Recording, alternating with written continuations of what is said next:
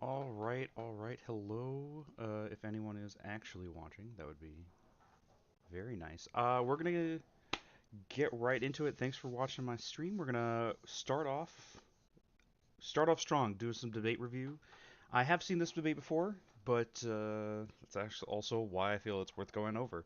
There's just kind of difficulty people have dealing with the kinds of arguments that come up in this debate. So this is a trans debate, as are so common in the modern era. And don't get it twisted. I am not pretending to be neutral here. Yes, trans women are women, trans men are men, so on and so forth. Uh, we will instead be trying to answer these arguments that Dr. Bogardus will put forth in large part because I find that Vaush struggles a lot in answering these kinds of arguments, and so let's just get right into it. No DMCA Reno, Hey everybody, please. tonight we're debating whether or not trans women are women, and we're starting right I now. love that they get right With into it. Vosh's opening statement, Just thanks get. so much for being with us, Vosh. The floor is all yours. All right. Hello, What you I'm got, Vaush. Vosh? Okay, so there are two basic And arguments let me here. know if there are any First of all, audio the problems as idea of well, sex and please. gender being distinct categories. They obviously are. I don't think anybody disbelieves this. There are obviously things that we refer to which are in the purview of the experience of being a man and a woman, which are not defined biologically.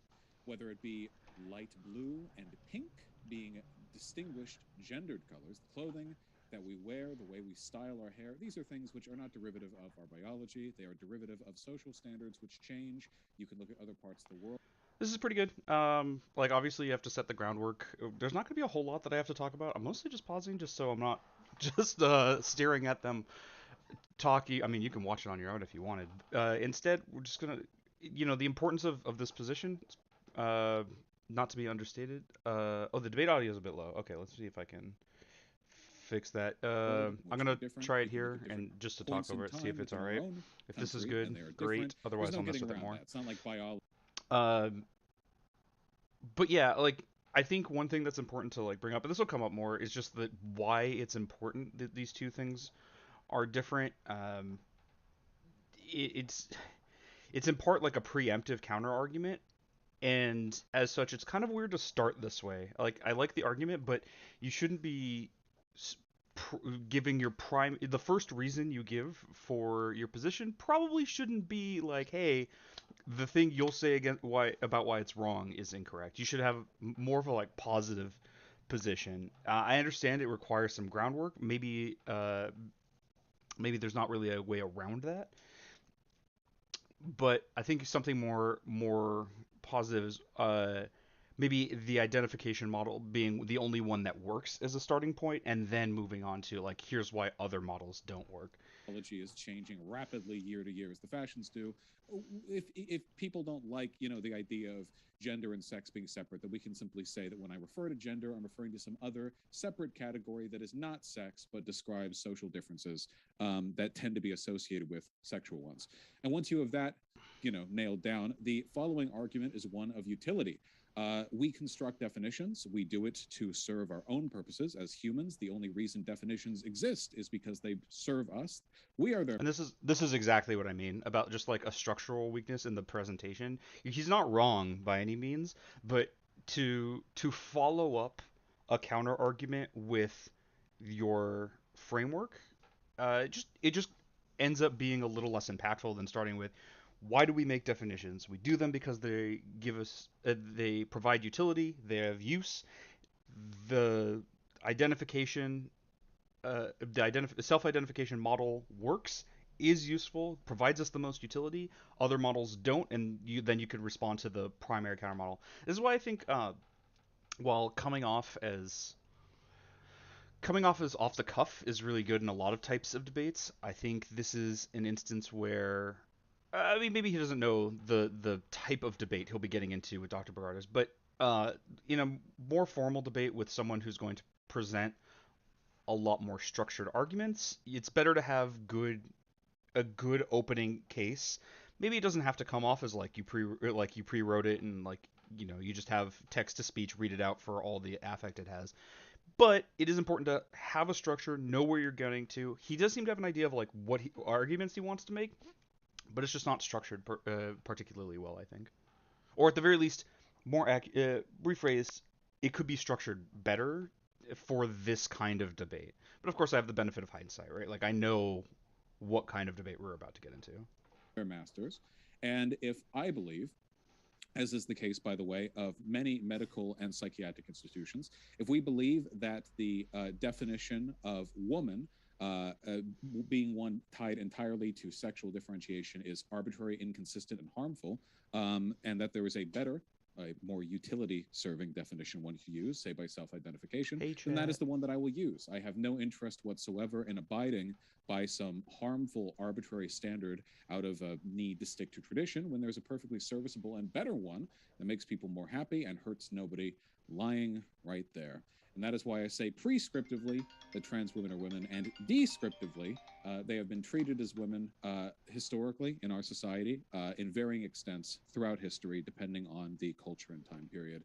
It's I like this point out. I like the that he uses as a very small point, right? Just trans people have been recognized as the gender with which they identify throughout history, and make that brief like he does, just to point out like, hey, it's not a divergence, even if you want to say like, oh, we haven't done things this way, which is not a great argument.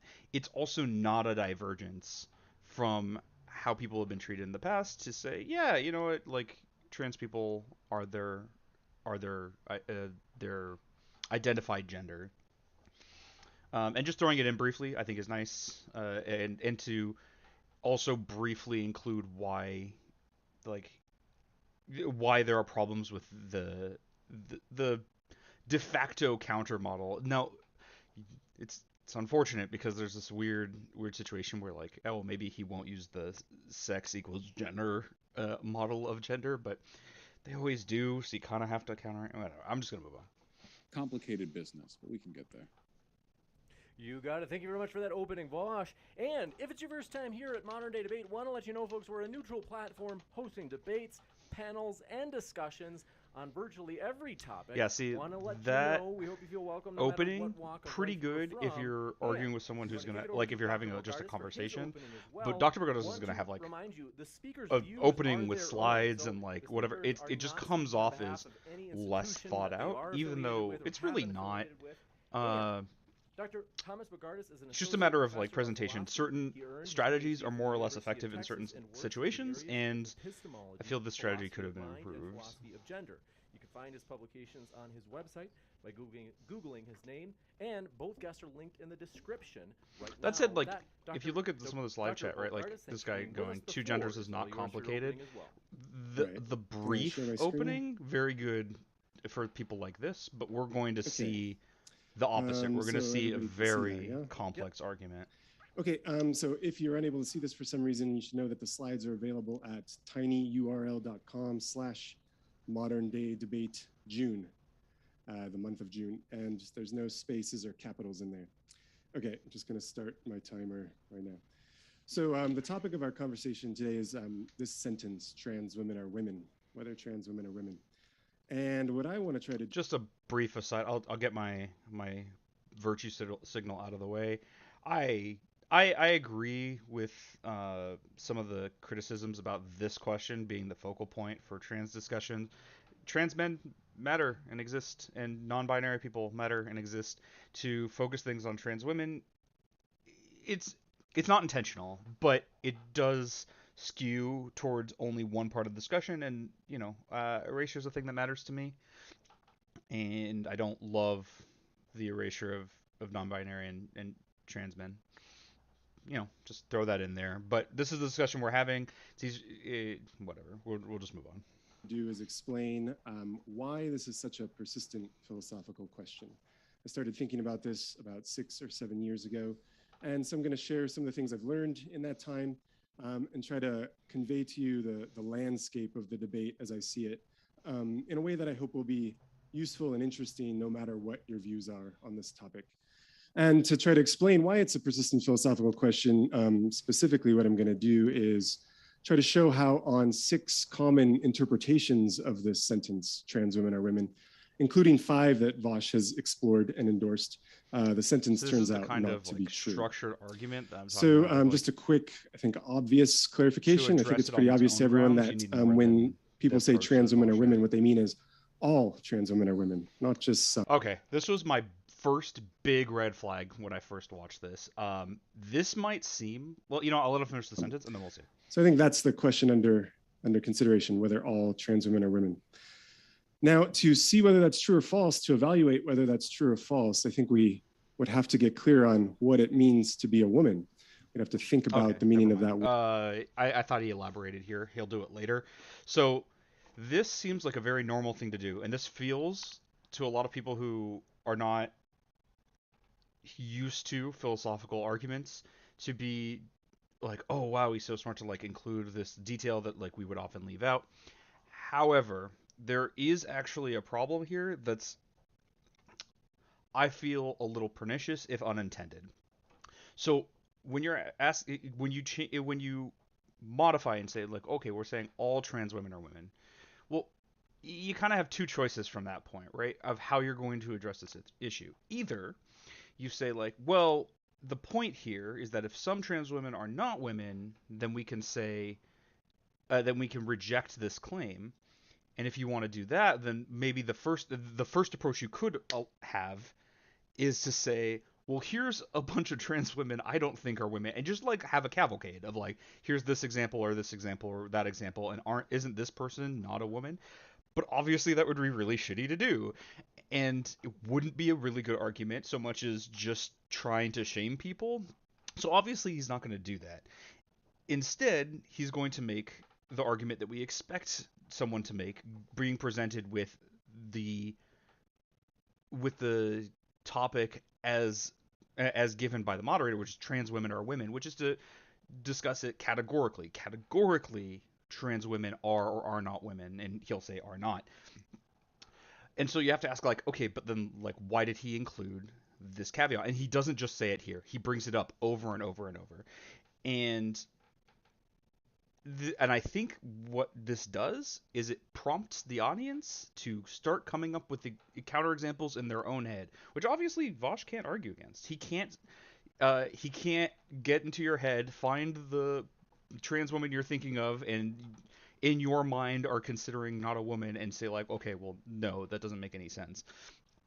And that's why I feel that this is pernicious. Now, it's not always like this. If you were, for example, hypothetically arguing that, say, like, not all anime is racist, and you wanted to list a bunch of anime that you think are not racist, that would be a good way of approaching it, because you can't categorically make an argument like that. It's so much as, well, we can find exceptions to this claimed rule. But he's not going to try to find exceptions to the claimed rule. Instead, he's going to address it categorically, and I think this is a subtle maybe dishonesty. And I want to bring this up because a lot of times structured academic arguments like this look like they are, just approaching they're trying to be as honest and thoughtful and logical as possible, but there are methods of intentional or otherwise. I don't know that Dr. Bogardus intended this method, this effect, but it ends up putting the thought in people's heads of like, hey, I know this trans woman who I don't think passes, or whatever other criteria they think, when the argument is about categories and not exceptions to this rule. This has been kind of a bugbear of mine since I've seen it and been driving me nuts. Word woman in order to see whether it's true that all trans women are women. And so now I'm going to consider those views I promised a second ago. The first view is what we might call a biological view, according to which women are adult human females. Now, I think this is the sort of traditional, historical, ordinary sense of cementing this idea as normal, ordinary, and typical is weighted. It is a subtle appeal to history, but it's also not true. This is a thing that's been coming up more and more recently.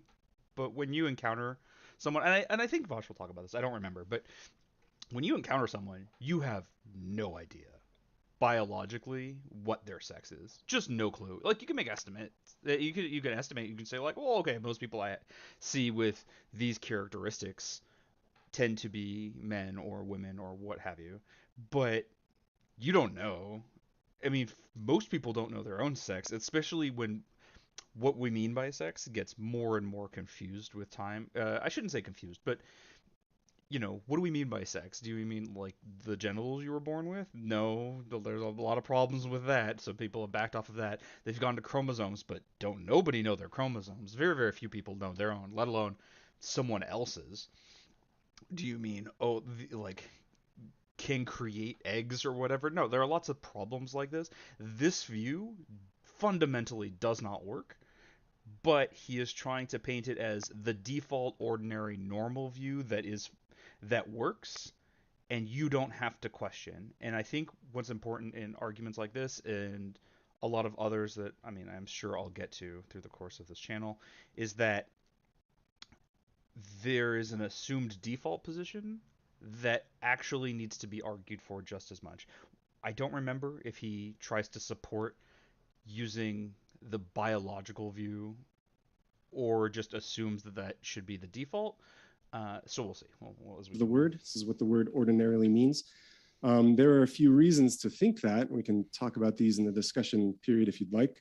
So first of all, there's he'll move on to the discussion words for period, other like, species that we use for the adult reasons. males and the adult females of those species. And it would be pretty surprising if we didn't have similar words for the adult males and adult females of our species. This is the definition that virtually all dictionaries give. Of course, dictionaries.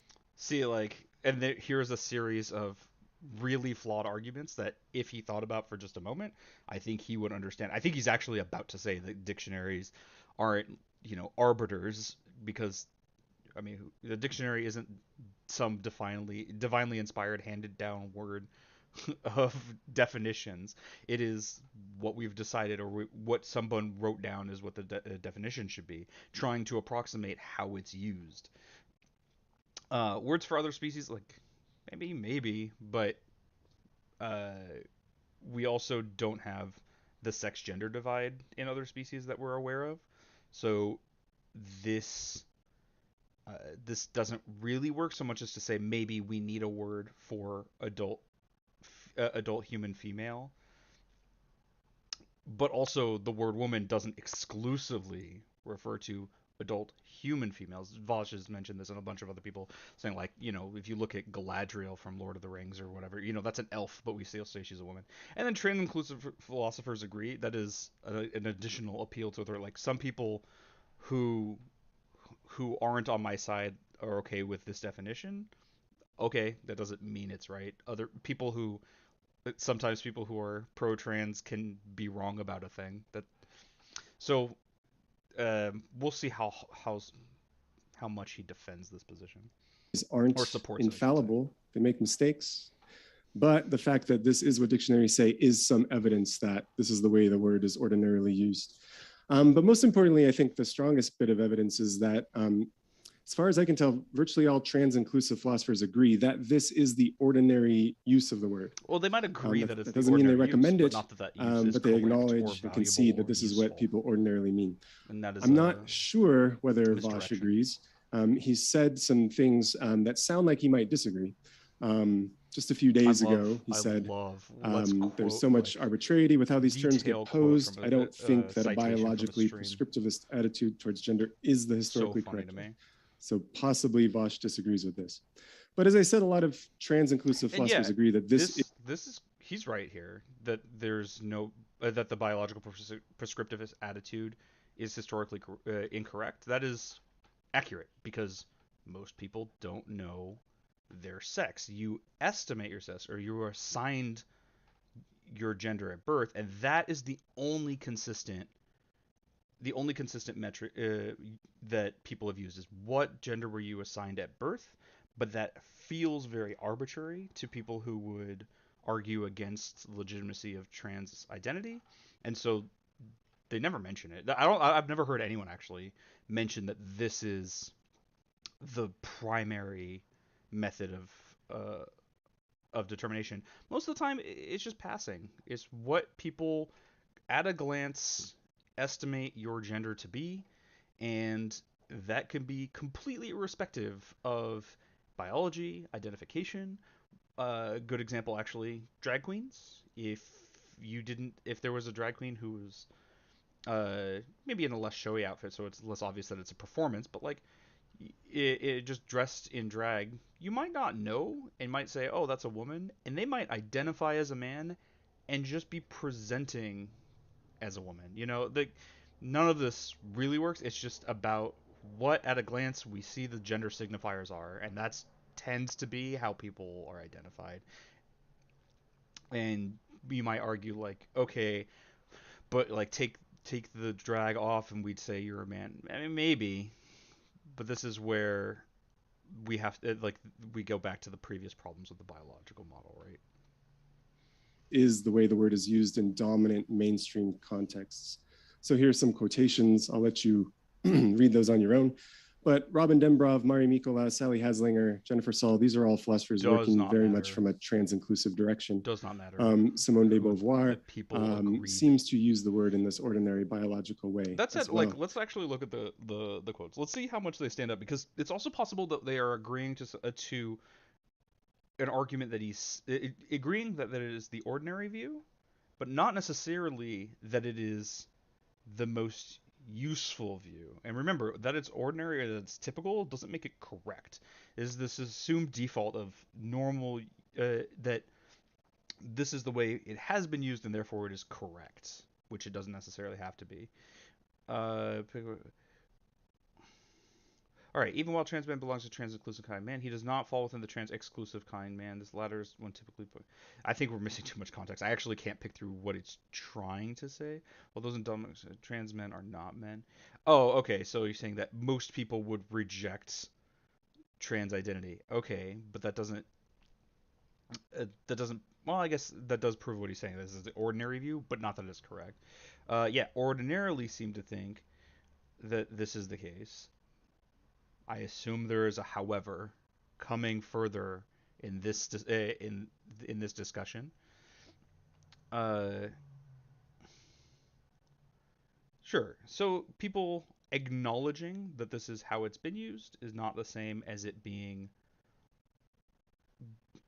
not requiring justification unto itself. The more I read these, the more it says, yeah, it acknowledges that most people seem to think it is a biological view.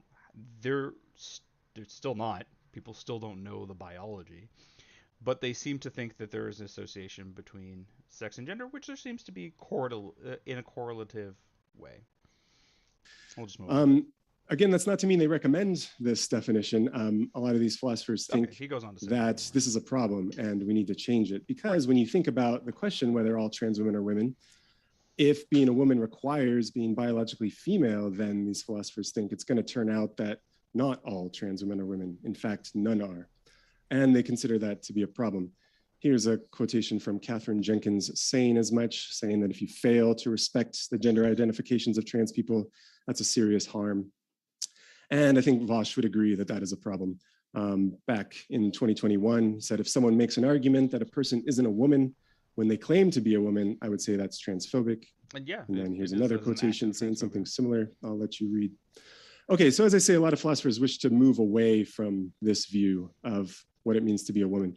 And one alternative that they've explored is what we might call a social role view, according to which to be a woman is to be someone who functions or behaves or is treated a certain way socially. This is actually a pretty good approximation. Now, sometimes Vaush seems to endorse this sort of view. I think here's an example from back in March. So he says, I am a gender abolitionist, so I don't want these designations at all. But as long as they exist, these designations, man and woman, we're talking about social roles. And again, just a few days ago, so he says, it's still so funny. Given how arbitrary these definitions are, I think one where we acknowledge that man and woman, as we refer to it generally, is a social trend, something which refers to social roles and attitudes, not biology. That's probably the one that hurts the fewest people. Okay, so that's the social role view. And now the question before us is, does this sentence come out as true or false on the social role view? Will it be true that all trans women are women? Well, to figure that out, we'd have to know exactly what social role we're talking about. What is the... And this is kind of the problem with the social role view. Not as a description, but as a metric, is that well, what is the social role for women? It changes, it morphs. It has been far more restrictive or far more permissive in different cultures, and what does that mean? And this is something that a lot of more masculine women have discussed, is that what it means to be a woman does include them, and even though it might seem that their their affectation is more masculine, that still does not exclude them from the category of women. And if you wanted to use it as a metric, use this social role as a metric and say that more masculine behaviors are not women, that you also couldn't say that all cis women are women, which I assume which would be a huge problem for positions like this, where they want to affirm all cis women are women, and or all assigned female at birth people are women, and no, and only that group. But it doesn't work. Social role that is taken to be definitive of womanhood. And it turns out it's pretty hard to say what social role we're talking about exactly, given, not really as Vaush said in his opening statement, all the variation across time and culture. It's hard to say what social role is had in common by all and only women throughout time and place. But even if you found one, it doesn't really matter. And said that's the. And this is what leads to a lot of gender abolitionist positions, which I agree with. I don't think the concept of gender really makes much sense if we try to assign any prescriptive claims to any gender.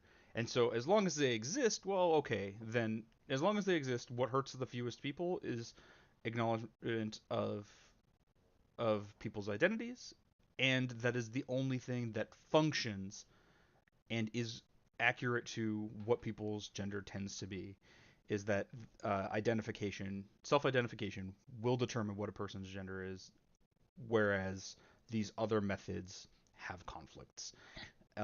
But the fact that these social roles are so open and should be, and there are a lot of problems with them, and they keep being changed and modified, and they flux and flow, well, then maybe this isn't a useful paradigm anymore.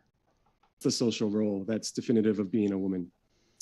There's a problem because there's no guarantee that all trans women will play that role, will occupy that position in society.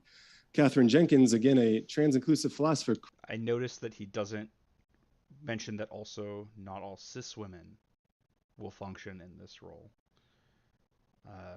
Though I believe he prefers the biological view, so he is this weird point of trying to argue against a possible view that he might be arguing against, but doesn't necessarily support. I don't know. It's very strange. Criticizes the social role view on those grounds, saying there may well be, and there easily could be, and there may in fact be, trans individuals who do not present as women, and so are not treated as women, don't play this role, don't occupy this position in society.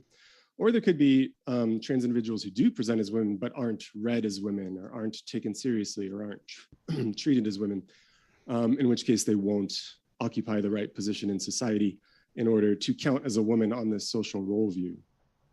So my sense of the state of play in the current philosophical debate is philosophers have moved away from this social role view because it turns out false that all trans women are women. But it is closer to useful. And at least in the popular culture and even in the philosophical literature, the view that's sort of rising to prominence is a self-ID view. I think that's coming to be the most popular view, as I said, at least at the popular level. The most functional model. So on this view, we're told to be a woman is to be someone who identifies as a woman. And I won't be the first to notice that, oh, well, here's a quotation from Vaush endorsing that, by the way. Okay, but I won't be the first to notice that it looks like there's a threat of circularity here. Well, I'll let him talk. We asked what a woman is, and the definition used the word woman when. This is not a problem. A lot of people like to talk about circular definitions being an issue. However, with some concepts that are nebulous or ill-defined, there is no escape. There is simply not a definition that functions. In fact, I would pose to someone like this, hey, can you give me a definition of woman that includes all cis women and excludes none? Because here's the thing, some cis women might not are actually intersex in as far as their biological sex, as much as it can be determined in particular ways. For example, Swyer syndrome or whatever. Okay, so I'm not as loud. Okay, I'll turn the video down a bit again. Um, let's try that. Thanks for the audio heads up. Much appreciated. I'm pointing to the chat like there's anyone there. There's no one there, and you can't see my finger pointing, I don't think. But in any case, there's not a there's if you could define women in a way that does not that includes all cis women and not others, well, you have to remember that like some women have something called Swyer syndrome, which is, if I remember correctly, is XXY and not simply XX, but still have all the biological traits you might associate with a woman. And then you might say, okay, well, maybe it's those biological traits that are the issue. However, there are a lot of trans women who have a lot of these biological traits, and then you have to ask which ones are more important than others. Like, oh, but trans women tend not to have ovaries. Okay, but some cis women don't have ovaries, and you have this issue of what set of criteria could you establish that does not exclude any cis women either. And so you have to go to a circular definition of all cis women, or or that women all women are or a woman is a person who was assigned female at birth or assigned a woman at birth. Okay, but then that's circular again, or that there are problems with that. He won't defend the assigning paradigm. So I'm just gonna move on from that. But this just doesn't work, and this comes up all the time. Chair is another good example. The only workable definition of a chair that actually describes all chairs is a chair is an object that is described as a chair, but that's circular. Circular definitions, not necessarily a problem, but we're going to have a lot of hang-ups about it over this debate. In defining the term. But it may be that there's no actual circularity here if the word woman in the definition means something else than the meaning we're supposed to get. And all words are at some level circular. So let me give you one example. Follow the train of definitions back, right? You might say someone said if who you identifies want, what does you can someone say mean? A woman And is a then you person eventually who would like might come back to internally to and the externally adhere to the social roles and expectations associated with a woman, or at the very least, the social archetype. And I'll try talking archetype. over the video a bit so more. Again, So you can Fred, tell of me how circularity, the because audio we're using the is. word Maybe woman I'll there, turn it down a but bit here. suppose we meant woman in the ordinary sense, adult human females. Just suppose that's what was meant. So it's not the very same sense to be defined. It's another sense. Well, the problem is that many women won't want that. Many women don't wish to adhere to the social roles and expectations associated with being an adult human female. I'm not sure that this is accurate. I'm interested to see if he has an example of this. I think more likely that there are trans women who would who think that social role ought to change, which is fair. But then he never asked the question back, are there cis women who do not conform to these social roles? Well, yeah, maybe. So maybe that's not the problem, right? Of course, he'll just say this is a defense of the biological view because the self-ID view doesn't work, but of course the biological view doesn't work, and we're spending, if you notice, proportionally very little time actually defending the biological view as opposed to tearing down opposing views, which is kind of interesting given that this is a requirement for his argument to work. As Catherine Jenkins has pointed out, a lot of women flout traditional gender norms by, Catherine Jenkins says, for example, not shaving legs. Elizabeth Barnes, another trans-inclusive philosopher, points out that... But see, not shaving legs is not a requisite for womanhood. That is something that women often do, but by no means is a requirement for the social role. And I don't think anyone who takes a self-ID view would argue that it is a requirement. So his opposition to it just doesn't work. There might be some women with cognitive disabilities such that they lack the ability to have this desire, to conceptualize this desire, to want to adhere to these social roles. And more relevant for our purposes, it could easily turn out that some trans women might not like to adhere to these social roles or these expectations. For example, some trans women who say they don't owe you femininity. Right. So the first point was so just maybe if they this would definition is prefer to not change those circular, roles. And also, then femininity is not a whatever the word requirement woman of means in the definition, being a woman. it's Remember, going to there turn out that are not very all masculine trans women women are women. that are What women. if it is circular? What if we're told, no, to be a woman is to identify as a woman in the very same sense to be defined? So All right, Vaush here we is get to not the so sure circularity that there's a issue. problem here. Back in May, he said, my definition of gender, which is just a woman is someone who identifies as one. People complain about it being circular, but I don't think that matters. And it doesn't matter. So I think it does matter for at least two reasons that I'll try to explain. One is that a circular definition can't convey any meaning. It can't actually tell you what the word means. That's only true if you're trying to figure out what a woman is based on the dictionary. Turns out people don't do that. As it turns out, with a lot of very basic language, people understand their meaning in a very nebulous conceptual way and then approach what it is in the dictionary. But you never you don't find a 2-year-old and be like, okay, well, here's what a man is, and you read them the definition. That's not how that works.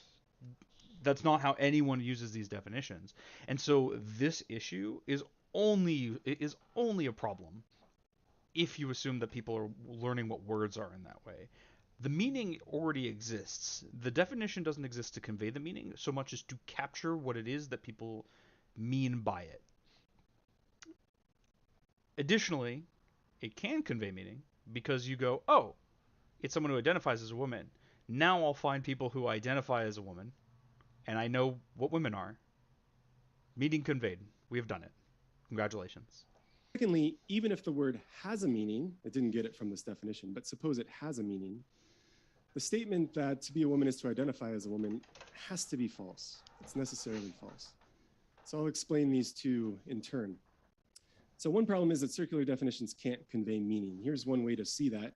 What we're being told is that someone is a woman if and only if she identifies as a woman.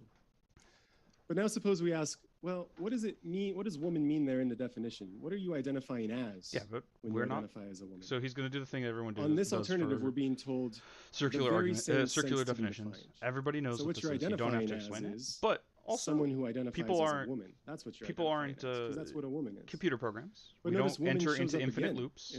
We understand and so suppose we do what words mean and don't replace that. And we don't learn these definitions by reading the dictionary. To be someone who identifies we learn as these someone definitions who identifies as someone and then who apply identifies them as and try to see that this will find a just keep definition that going. works. We'll never eliminate the circularity. It goes on forever. We've got this infinite descent.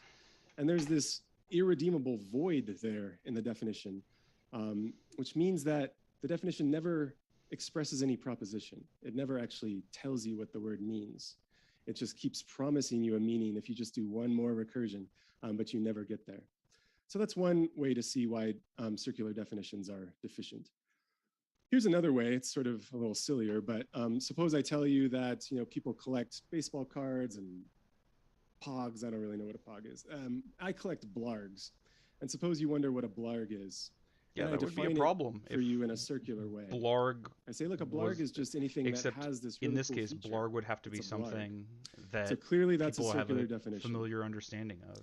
Now, if you really think that there's no problem with circular definitions, then you should be able to find me a blarg, especially also, there's a critical difference between these two definitions. One is that we are, in the first place, with the woman definition, encountering an action.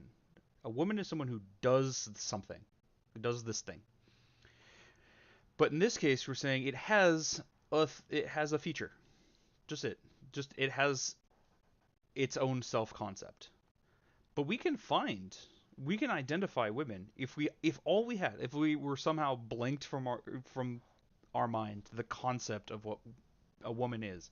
We could still find women based on this. We could still know what a woman is because we could ask someone, "Hey, do you identify as a woman?" And if they say yes, we're like, we found one. We've actually found information, derived information from this definition. Whereas to say it has the feature of being a blarg, you could actually still derive information, but then you'd have to have someone tell you that it has that feature, or it needs to perform blarginess, as it were. And then if we can say like, okay, well, there is that performance that is identifiably what we're talking about, then it conveys meaning. Though, of course, with something like blarg, it's again like we don't have any concept of this, whereas woman we do. Hints that there's one in the room with you now, and I offer you $50 if you could just find that blarg and bring it to me. So if there's nothing wrong with circular definitions, you should be able to find a blarg. That's you actually should be in a not true. position to know what a blarg is. Because But again, obviously, you're not in that position. You can't find this blarg because the definition was circular. So that's another way to see why circular definitions are deficient. Okay, I'm seeing the problem here. This is not correlative. I hinted at this before, but I'm better able to put it into words now. This definition of blarg is more accurately translated to a blarg is something that is a blarg, but that is not the same. That is not analogous to saying a woman is someone who identifies as a woman. A woman is someone who engages in this act, in this thing of identifying as a woman. And this is something where if you had no concept of it, you could find a woman. You'd have to ask a question, but you could do it. Whereas a blarg being a thing that is a blarg, you could theoretically, by asking another person to identify what blargs are, and you could get an idea of it. In fact, if you replaced blarg with chair here, it could work. But the thing is, this is not the same kind of definition as the one in the self-ID view. Okay, but suppose that somehow the word woman got meaning independently, maybe by pointing or ostension. That's a way that we define words commonly. I think still, even if the word does have a meaning, the claim that to be a woman is to identify as a woman. Someone's a woman if and only if she identifies as a woman. And I see a lot of people objecting to this and style of presentation, which is very funny to me. On this view, this is proposal, one of the more difficult if that phrase being a woman refers to anything to handle for a lot of people, then we're told it refers to a very interesting characteristic, a very interesting feature. It's a feature that someone has if and only if she identifies as having it. This might seem weird to people. This happens all the time. What is a fan? Like if I'm a Lakers fan, let's say I'm claiming to be a Lakers fan. How do you determine if that's true or not? The only real way is to ask me if I identify as being a fan. As it turns out, I'm not, because I don't really care about sports. But if I said it, you'd have no way of knowing. My identification is the only metric available to you to determine the accuracy of that identity. But we don't take issue with that, right? And there are lots of things like this. This tight connection between having the feature, being a woman, and identifying as having the feature, identifying as a woman. But if you think about it, I think you'll realize that there simply is no feature like that. There's no characteristic that you could have. I mean, obviously he's not able to hear what I'm saying about it, but no. There's no way you could be if and only if you identify as being that way. Just think about ordinary features like being also funny or... As much as it sucks, like it seems like the ordinary way that people approach this is not as identifying, but being identified as. Which sucks. It shouldn't be that way. It should be that paradigm has a lot of issues. But usually a woman is someone who is identified by other people as a woman, and that's another thing that happens constantly. Another example that I've heard used before is someone cool? Well, they are if and only if they're identified as being cool, and what that means is nebulous and arbitrary. Just like the gender roles that we're discussing here. Being tall or being rich or something like that. It's one thing to be rich. It's something else to identify as being rich. You could be rich without identifying as being rich. You could identify as being rich without actually being. Well, see, that's kind of interesting that it uses the example of being rich, because what does that mean? If someone identifies as being rich, but has $10,000 in the bank, are they wrong? Well, it depends on, Warren Buffett would say yes, but someone in poverty would say no. And this is the kind of thing of, yes, someone could say it and be perceived differently by different people as the accuracy of that, but there's no concept of rich that transcends this. And maybe that identification is probably not the best way of approaching it, but it is in we often do it, as I say, identify others as rich. Incidentally, Trump identifies himself as rich, but has often been very in debt. But what does that mean? What does it mean to be rich?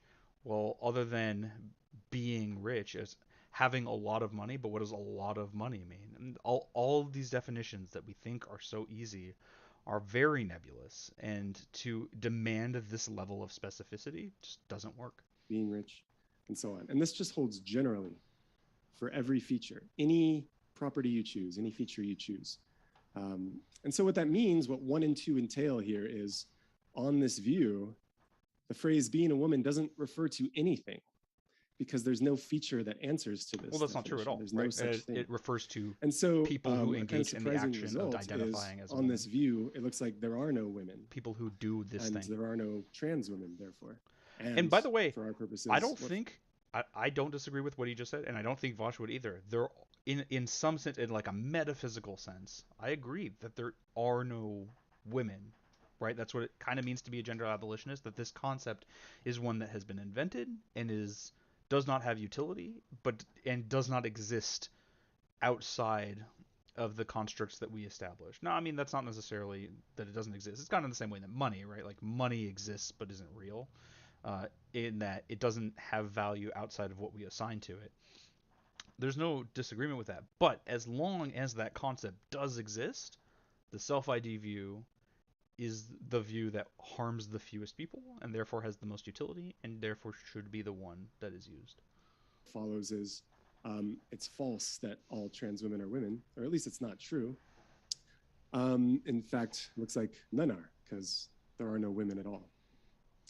Okay, here's a couple other views. I think those are sort of the big three. See, this is another instance of like trying to argue the technicality of it. None are, but there are no women, right? Like, all trans women are exactly as much women as cis women is another way of interpreting this, which would be correct in the view that that gender doesn't make sense and can be abolished. That said, all trans women, as far as I know, do identify as women, and so he's just wrong here. But he has to permute this action out of the argument, and to say something that is just flatly false by his own starting point.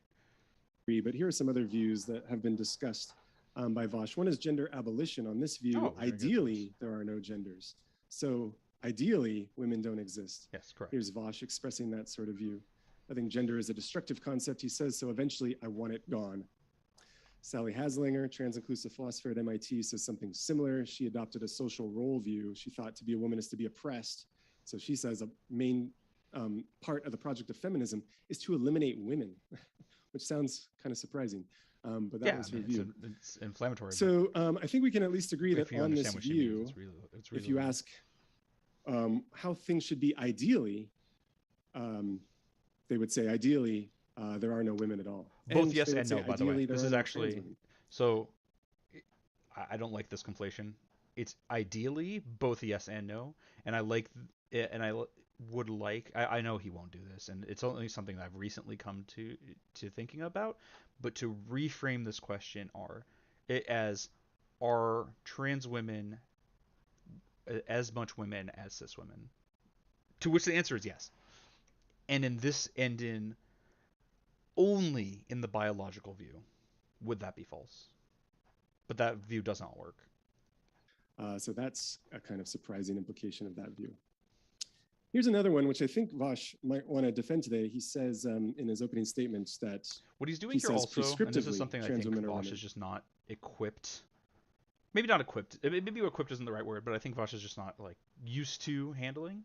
Is providing what seems like the scope of available views, at the very least, available views that are generally touted, and show how they all don't work.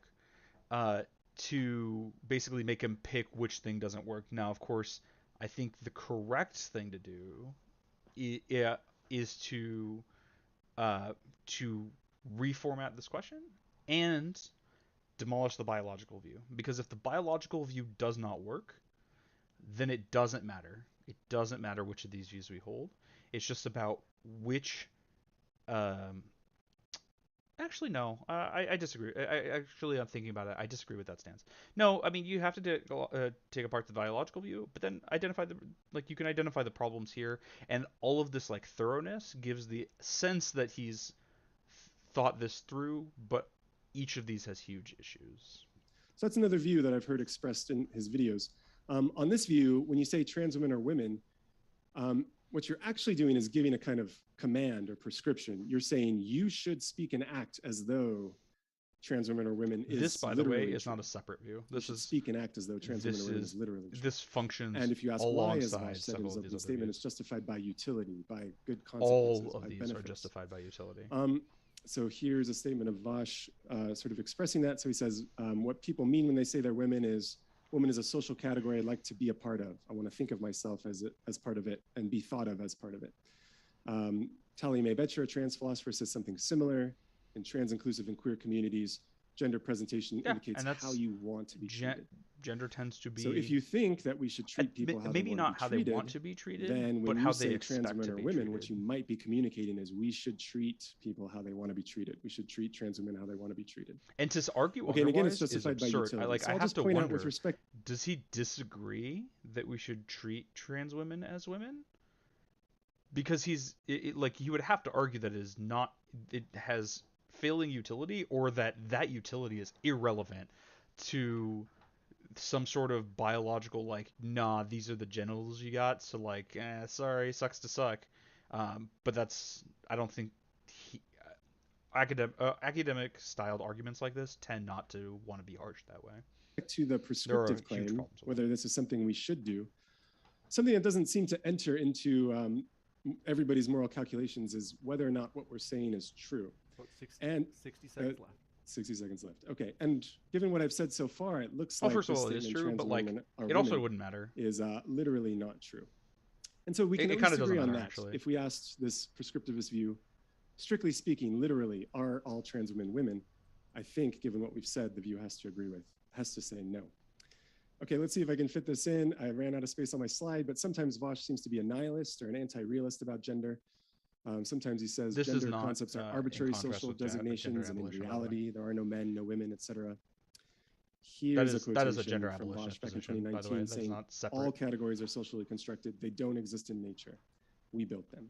Correct. So if you hold that view and then you ask, well, really, literally, are all trans women women? I think the view has to say no. In reality, no. Okay, so I tried to show that I think if I ever trans women are women is like not this, true and I would on every like view to, we've looked at. I would prefer to rephrase this as, are trans women Thank you very much distinct for that from opening. cis women and on with a that, gendered we're going basis? to jump into open conversation. Because say, at folks, that point, thrilled to let you know we these have a lot arguments, of upcoming all of them debates. fall apart You don't except for miss the them. biological so for example, one. But just I confirmed don't today think at the he bottom right wants of your to screen whether or not it is tie okay himself to a for biological kids view. to go to drag What queen he's doing shows here with it's a very common thing that happens Alex in debate, Stein and it next makes Tuesday. sense in a you don't want to miss it. Hit that debate subscribe context, button so but you don't it miss is. it. And with that, we're going to jump into open conversation. It has issues Thanks when so you're much, talking about real gentlemen. people's lives, and it feels very cold and dismissive. All right. Which is to say, my job is simply to negate your positive assertion, and I take no position of my own. It's all very like cold and calculating, null hypothesis type thing. But he doesn't have no views. He has a view. Right? He's not. If he believed that trans women were women, he wouldn't take this position, right? He believes they're not, and so he has a view. He does not want to present it, and is hiding behind negation as a method of doing that. That's not, strictly speaking, wrong. That is how debates work when with the purpose of like determining what is true and what is not. But it means that he hides his actual view, which exists in that paradigm. He laid out a series of frameworks that he presents as exhaustive. His view must be in there, but he's not going to defend it. Only going to say that you're wrong no matter what, which is also not true. Sure that you won't mind after that if I take a moment to respond to your premises, as I have plenty to say, as we it seems we both do. So the issue I have here is that I feel as though you've misrepresented some of my views and definitions here, and what's more, all of these views are incoherent. The construct I often find is that people treat the biological view as though, because it's the traditionally accepted one, it's the coherent one. See, this is a But good in approach. reality, it's nothing but. Yeah, There's it's a reason great. why Nature, Immediately attack arguably what one is of the most assumed to be respected the default. scientific journals in the history of the species, has been putting out article after op-ed about how the idea that sex and gender are the same, or that gender should be considered an extension of a biological category, is ahistorical, ascientific, and just false. And the reason for that is because what you obfuscate when you refer to the biological sex version of gender is the literal millennia of arguments and inconsistencies over what exactly it means to draw that line. Of course, for most of humans' history, we have no idea what chromosomes or even hormone washes are. So only recently has a full understanding of the actual things that differentiate biological males and females even been known to us. But Right. even leaving that And so aside, long standing have been the I practice. think it's good that he approached that there, but I think having a significant portion of the discussion on why this view fails, actually allowing a response. I understand why he wants to move past, right? Like he wants to establish it and move on. I think allowing the time to dismantle it would be useful here. To say no, it does not work, and if it does not work, and you think you've provided an exhaustive list, right? Now which view does work? Um, and then you can get to why those views. Well, not, I don't know. It's kind of awkward. It's this unfortunate thing of like you have to take down the biological view because it's assumed to be correct, but that in itself isn't sufficient to prove your point. It's pretty annoying. Practices of intersex people having their genitals mutilated by doctors who want to get them cleanly fit in one category or another, biologically male or biologically female, often to the psychological detriment of those people, because those doctors are trying to force people into a binary construct that just doesn't work.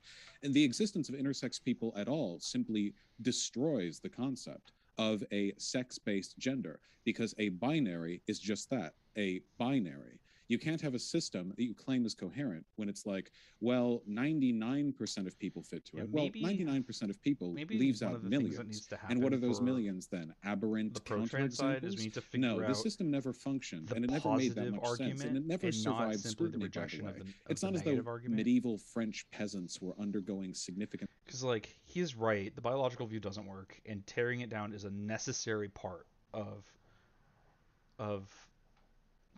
dismantling the counter arguments, but it's insufficient to prove the case. And I think that we need to figure out how to positively prove the position in a so you can be making positive claims here as opposed to insufficient negative claims. And sociological analysis of the Not really concept sure. of the social construction of sex. They didn't have sociology back then. It's a fairly modern construction. Yeah. When it comes to what we talk about, like with the It's just prescription of vibes. Like, for gender, the and most part, all it's been statements of vibes definition throughout are most of prescriptive, history. by the way, because we do create these definitions. We didn't unearth them in stone tablets written by It's taken God. an hour to We get had to make through efforts to 25. understand them. Less than that because it What started we're like really 5 minutes doing in. is trying to We're find gonna be what here a serves while. us best. Now, there is All right. meaningful utility in understanding Try the to pause difference last. between a biological male and a biological female. There are categorical differences that are worth y'all enjoying respecting in this a in the first biological stream. sense.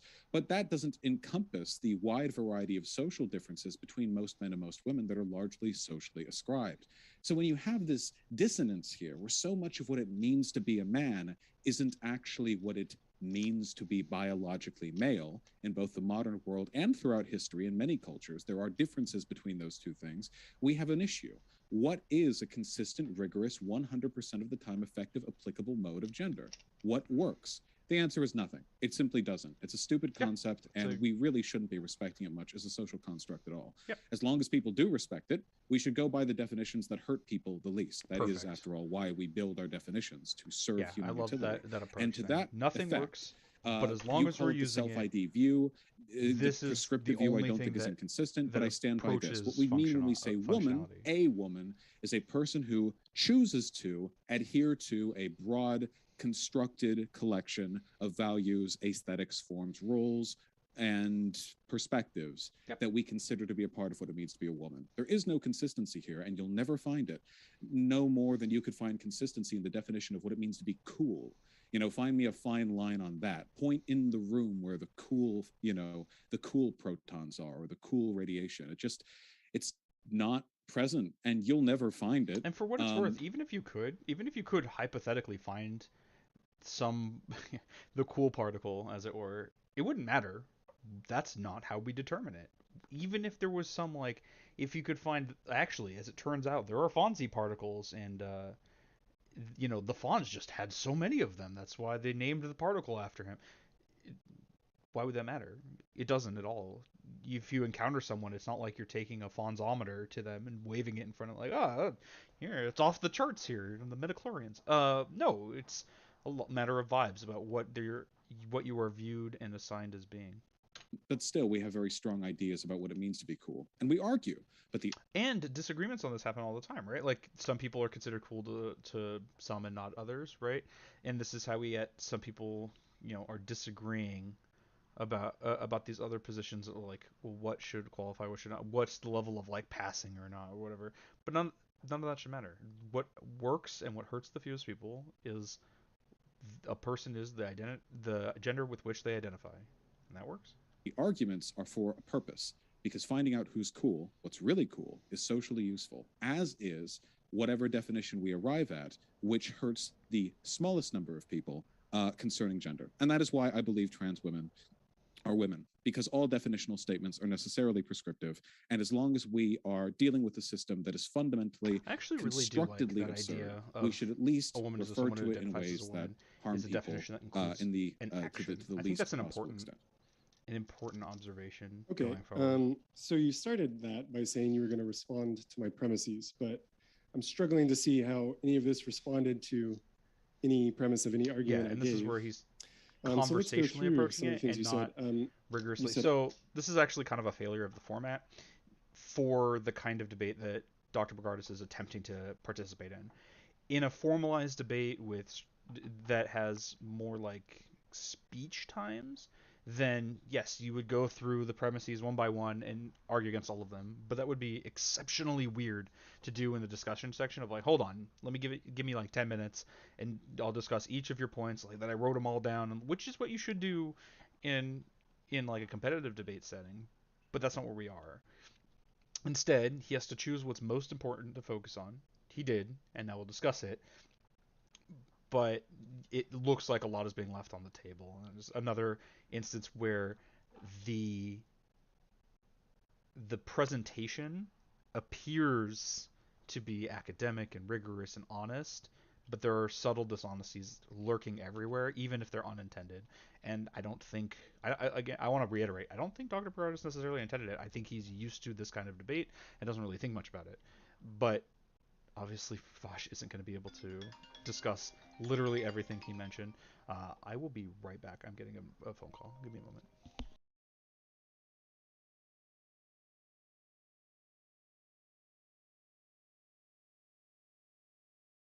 All right. I figured it was more spam. All right, back to it. All of these views are incoherent. You said there's no coherent concept of gender. Is that right? Did I get you right there? You will not find me a definition of gender that is 100% consistent and all-encompassing and has no flaws in it. There are no such things. It can't be found. So there's no consistent definition of gender. This is where he. So no matter who I asked, if I asked anybody what is a woman, no matter what they say, you think there's going to be some sort of impossibility or contradiction or weird that he's taking this approach. You will always be able to find a hole or an exception, whether they take a biological or a self-ID, a social role, or an abolitionist perspective. This feels always be. Well, gender abolition is a prescription, not a description of current gender states. But no matter what a person's definition of a woman is, there is always going to be something you can pin them on. Okay, so then it sounds like your view entails there are no women. Because there's no in a metaphysical sense, all. Correct. There are plenty of social constructions that I think have meaning and serve utility, even if there are no consistencies to it. I think cool people exist, but I don't think I could ever find a single definition of cool that is perfectly delineates in all categories and situations between cool and uncool people. Okay, so you said the concepts are incoherent and inconsistent, but I think what you just mean is perhaps vague, so allow for borderline cases, or difficult to articulate. I think maybe that's what you mean when you say all definitions are incoherent and inconsistent, all definitions of gender. No, it's not exactly. I think what you mean is they allow for borderline cases. They'll be vague in various ways. So this is something that's really, so what he's doing here is something that is good to do, and I wish people did more and did better, but I think he is doing it. he's failing to do it correctly. And what that is translate what the person has said into terms that you can address more adequately, right? And I mean, this is what happens all the time, but you have to do it. I'm struggling to find a good example, and it's important to have one because what I just said was probably pretty incoherent. But a a good example is when we were talking about blargs. Remember, I was saying like, okay, no, you're saying a blarg is a thing that is this thing. It is reformatting the argument in a way that gets rid of some of the like unnecessary appendages, as a lack of a better way of putting it. However, you have to do this in a way that is more where you increase the accuracy of what is being said, and I don't think that's what's happening here.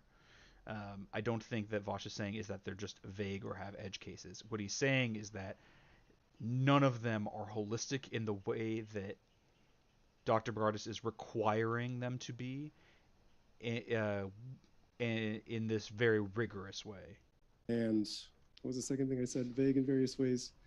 And hard to articulate. Hard to difficult articulate. It'll be hard to come up with or But he's not saying they're hard to express or articulate. He's saying verbalize it's literally a impossible. definition that You could not includes everyone who should be create it. included. I mean, and sure, excludes maybe everyone like if you who should invented be new words, excluded. or if the definition that's the view. was so I guess I would agree with that. Yeah, definitions are so hard to come by. thorough that and it just most of them, listed especially in every biology, person are who was a vague woman. and admit of borderline cases. But nevertheless, they may be true. There may be true definitions, even if they're difficult to express or And what we articulate. mean by true You definitions gave the is kind of example. weird One here. of your arguments against I think this the is talking about like biological metaphysical definition truth. of woman. I think was very that often he's we referring to didn't like know about metaphysical existence chromosomes and many years accuracy and ago. truth as opposed Well, first of all, I to don't think social, biological sex is which defined is in terms of the chromosomes. approach that Vaush takes. But let's just use the example of water. Maybe we could agree that water is H2O. Water. So so by the way, I don't agree that water is H2O for most of human history. We discuss water as the thing I'm drinking or whatever is in this or what flows through rivers. But that is not exclusively H2O, right? Like there are minerals and bacteria and all this other stuff. And you're just like, well, you need the wet stuff. And like eventually we've figured out like, okay, the chemical composition of like the main body of this stuff is H2O. And that's what we mean now. But for the most part, it was like vibes based. It was a lot of like, not even really vibes. In fact, there used to be a term for urinating called, you would go make water. But that's not, right? That's not what that is.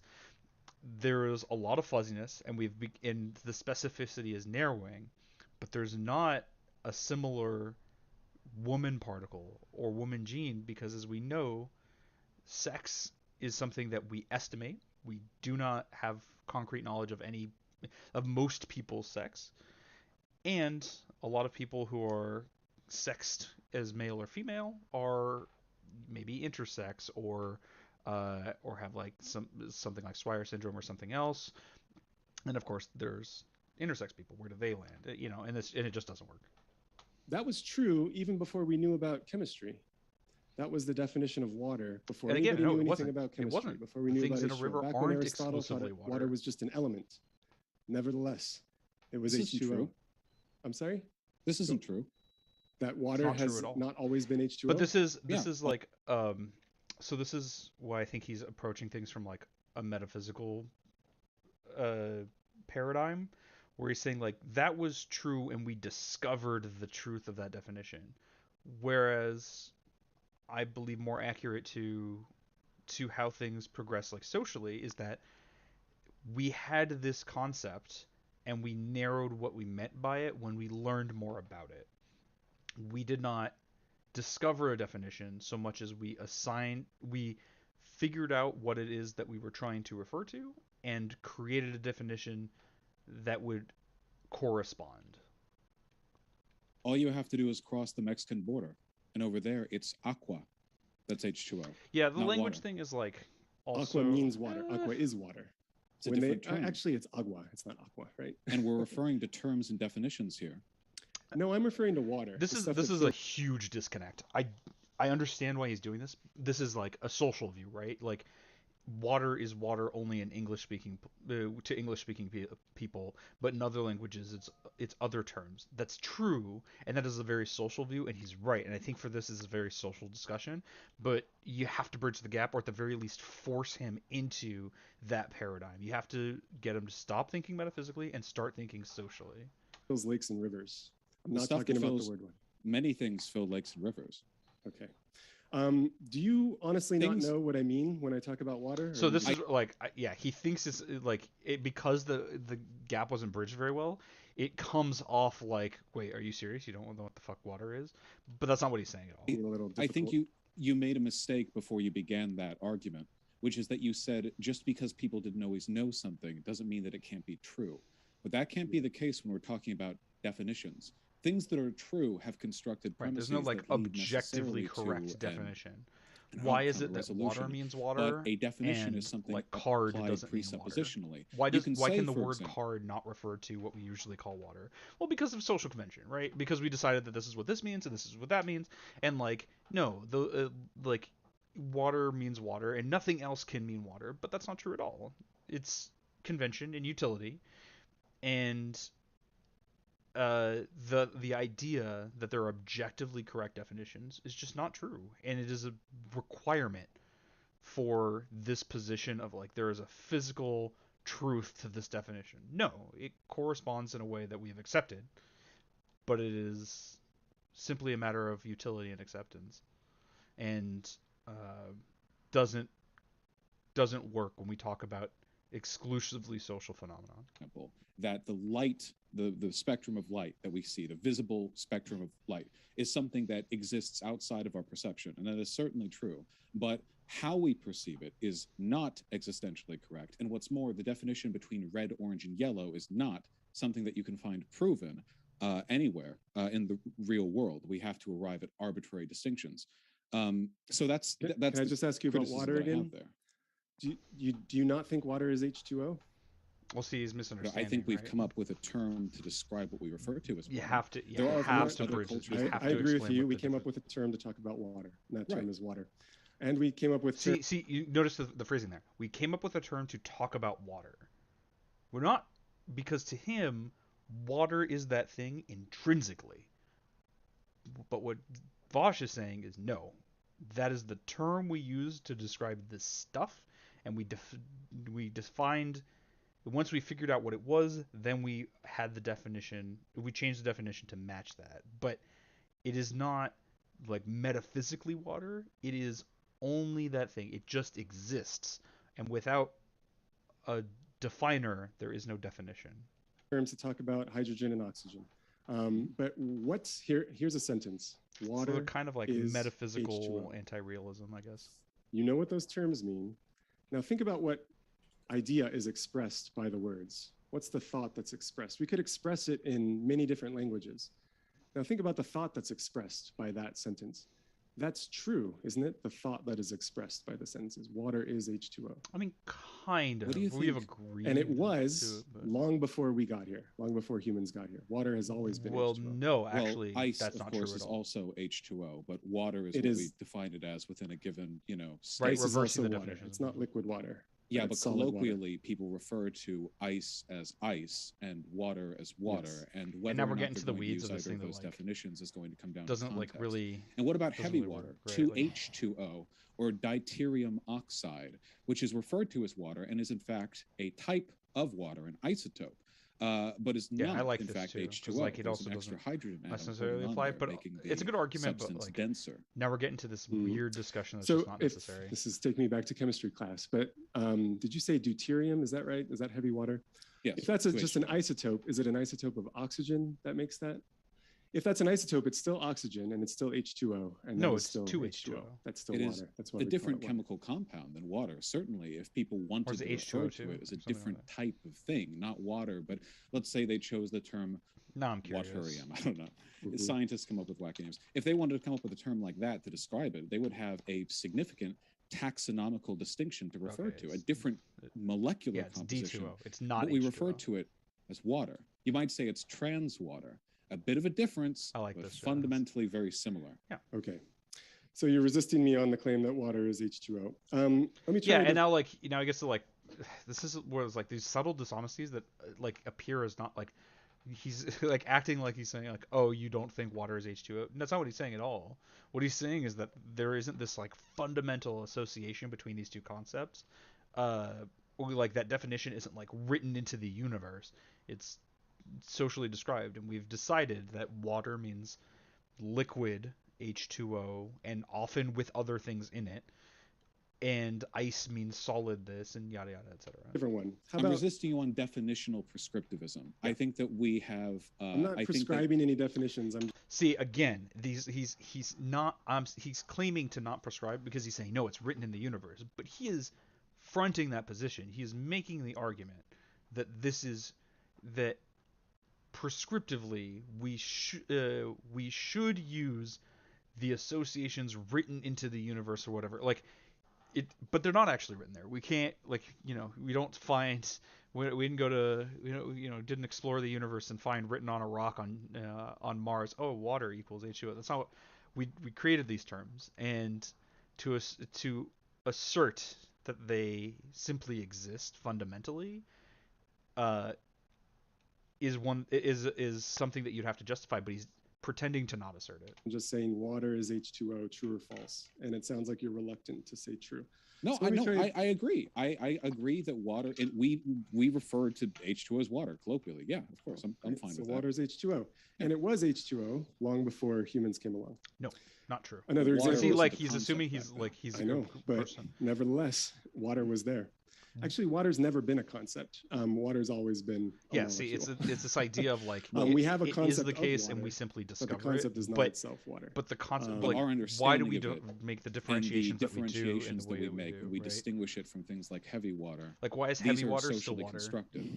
After Why all, is you it not just a said different it's still chemical compound fundamentally water, but entirely? we're talking about a different molecular shape. Now, that's because you've arbitrarily branched these two within a category that because there's a relationship between Right, them. and But that's like a as an social example, phenomenon. why is it water and ice in as opposed to nitrogen and liquid nitrogen? Why is it not like ice and liquid ice? Well, those definitions are, and the utility there and how we've colloquially arrived at things are different, and what we've decided is that these are the ways we're going to refer to these things. The universe doesn't give a shit whether you refer to heavy water as water or some other, molecule entirely. It's utterly now we're getting to the weeds of indifferent this, to like, your perception highly of reality. But we esoteric still discussion that I choose think to prescribe. ultimately And that, I think, makes a lot of people, when it comes down to Vaush and definitional thereby the games, they transposition start look doing this. insane, Well, these because it things looks like are he's these saying things. no, And, water isn't H2O. we have a lot of power over that. Some animals are different species, but we distinguish what makes something There's a so different much of this, species. too. Oh The my god, yeah, and we taxonomy see for that's what I mean, right? refers We to get species people in the chat going, differentiation. We H2O made is that up. racist. We didn't. Like, we invented it. We this- didn't discover it. It's just a matter of how you Yeah, position. Like, you so I have to agree with position you that yourself such species as you are, apply to certain people and not others. I the think Vaush is distinction still between being very species is effective, less but clear there's some than difficulties with distinctions this we would kind find of in physics dealing with and this kind of chemistry. approach. So that's why, no surprise, I'm focusing on physics and chemistry. How do we feel about the claim that gold is atomic number 79? Would you agree with that, or are you skeptical of that? And I'm too? glad gold came up, I because think that's how Vaush we has a refer really to it good as, sure. response to this, because I'll take your word That's- for it. I don't sometimes have what we the- call the- gold the- is the not periodic table memorized. exclusively Yeah. gold, right? Well, Like, I'm benefiting 14 from the fact karat that this gold is is a a bit lot of of a other stuff mixed into commonly it. used philosophical example, so that's really why I know that. But yeah, gold, that term in English refers to a certain element that has 79 protons. It's atomic number 79. So gold has been around for a long time. Well, see, that's not actually true, right? Like, long before the for the word longest time, nobody knew what that would even mean. And instead, gold is this like shiny yellow stuff that has kind of these properties, and I kind of like putting it into my crowns and stuff. And that is what gold is.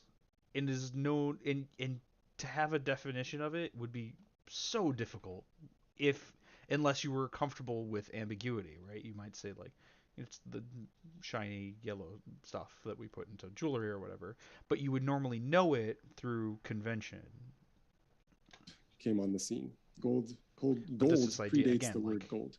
That So yeah, it this is just supposed to be an example of a definition that's true, and we went down a rabbit hole a little bit. What do you mean by true. If we had it's taken metaphysical another truth that he's definition, talking about. if we had created another definition to say gold, and the term gold referred to a collection of elements. So let's say gold and lead, and the term gold was something people used to refer to both. That definition would be as true as the one we use today for gold. They would have simply made the choice to include two different elements in their definition, just as you've included standard water and the isotope of heavy water in the definition of water. It's just a definitional game. As long as they distinguish between the two subcategories of gold and iron with their respective atomic weights, it's also the kind of singular I'm term, sure like how we have terms for metals, we have terms for but it's for important, you know, you gotta go over the gases, the inert gases. Help me out, you know more than me. The noble gases. The noble gases. Yes, we invented those distinctions. We invented the terms. The terms. Well, no, we also invented the distinctions. So, like, this is something that I think gets missed a lot because we think of our view of the world as very regimented, and it doesn't make sense for us to not distinguish these things the way we do. But it is, in a way, an arbitrary decision to draw a line between any two things and describe them as separate things. This is getting like really into the weeds, but like, as far as the universe is concerned, things just are. But we make the differentiation saying, no. This atom ends here, and that is a separate thing than this next thing. But why is that not a separate thing from, like, why is each electron cloud not separate from, right? And we do consider them that, but why are they not, considered together as one thing, like we do with some stuff? This is, I'm trying to grab a thing like this is one card, but why? Why is it not 3 million or however many molecules? This is arbitrary, and it is a matter of what we find useful. Distinctions are only meaningful when we notice them. The universe doesn't care whether or not we think there's something meaningful or significant about noble gases versus the other stuff. But we just saw those differences. There is a different. So we saw the differences. The differences were there. The differences but we are saw real. differences that were, and then we came along and had decided, utility we're to going us, name and these we differences. do We're not gonna notice assign other some names differences. to these different Rocks are all elements. rocks, and until we need to know the difference between them, I'm they're just trying to remember right? why we started down this rabbit hole. Why is it one sand dune very and far not through the things millions you said. of particles of sand? Just the first thing I brought both, up was you had said all these views are incoherent, but then we kind of clarified that what you meant was any of the popular views of women that have been proposed are vague and difficult to articulate. And then I guess I was just trying to point out that a definition might exist and be true even if it hasn't been articulated. Like rewind before humans came on the scene, I would have thought water was H2O even before anyone was around to name water or to realize its chemical essence. Right, but he's just not. Like, so I was he's just not disagreeing with that point he's about not engaging with. But it's also important. Definitions work. I don't think the approach wasn't done in a way where he can engage. He's just not going to understand. Like, you have to bridge this. But anyway, wait. I have to challenge that. There are facts in the world, but definitions are categorically linguistic. We create them because we identify differences in things that we see in the world. The facts of the world. There are many. The spectrum of light that we consider to be blue. What Dr. Bogardus is having difficulty with is separating the word from the substance. But we don't have an infinite. He's saying, like, water is H2O. It's like, no. There may be a set this number of facts is in the world, this stuff. But the categories we use to separate those facts are entirely up to us and our perceptions. Not those things exactly. So another example of this would be like in terms of gender prescription. There are cultures historically that have had third genders for a long time. Often the third gender is a biological. I guess in a way to back it up, right? Like in a really philosophical way, you could argue water does not mean H2O. Water means, you could say water is a symbol meant to represent the concept also represented by H2O, right? Like these are symbols and representations and referrals and references. They're not synonymous with the thing, and even though we use them that way. Logically male a gender class that adopts roles that are much more similar to the biologically female. There are non-human animals that do this as well. You know, it's not unique to us. And in that case, there's a separate category, and maybe clearly they felt that the categorical difference between these more feminized biological males and the regular biological males was something worth distinguishing in a gender-oriented taxonomical sense. But that's not any more right or wrong than what we do. They just see different meaningful differences and apply different terms. So you can't make these objective arguments about terms. Terms may refer to the facts of the world, but we draw the borders. He's The doing an land okay on job Earth here. might be, I think he's just missing some of, like, more objective, but the philosophical borders of the nations that we build over terminology. them, those we rule on paper. How are we doing We on just time? have to be, 40 minutes. considerate of human need when we're describing what here We're we gonna be here a while. actually want to build. Maybe I'll skip the Q&A. Okay, depending on how gosh, there's a lot I disagree with in there, but I'm trying to be maybe still watching, selective or efficient with our give me a time howdy here. ho in the chat. Maybe let me just ask you this. It sounded like in your response to me, you raised some objections to the biological view that I expressed, that women are adult human females, and you brought up, well, you said, we haven't always known about chromosomes. Again, I don't think that chromosomes figure into the definition of biological sex. You also mentioned intersex people. So it sounded like so then you have to ask, right? Like, he doesn't think chromosomes factor in.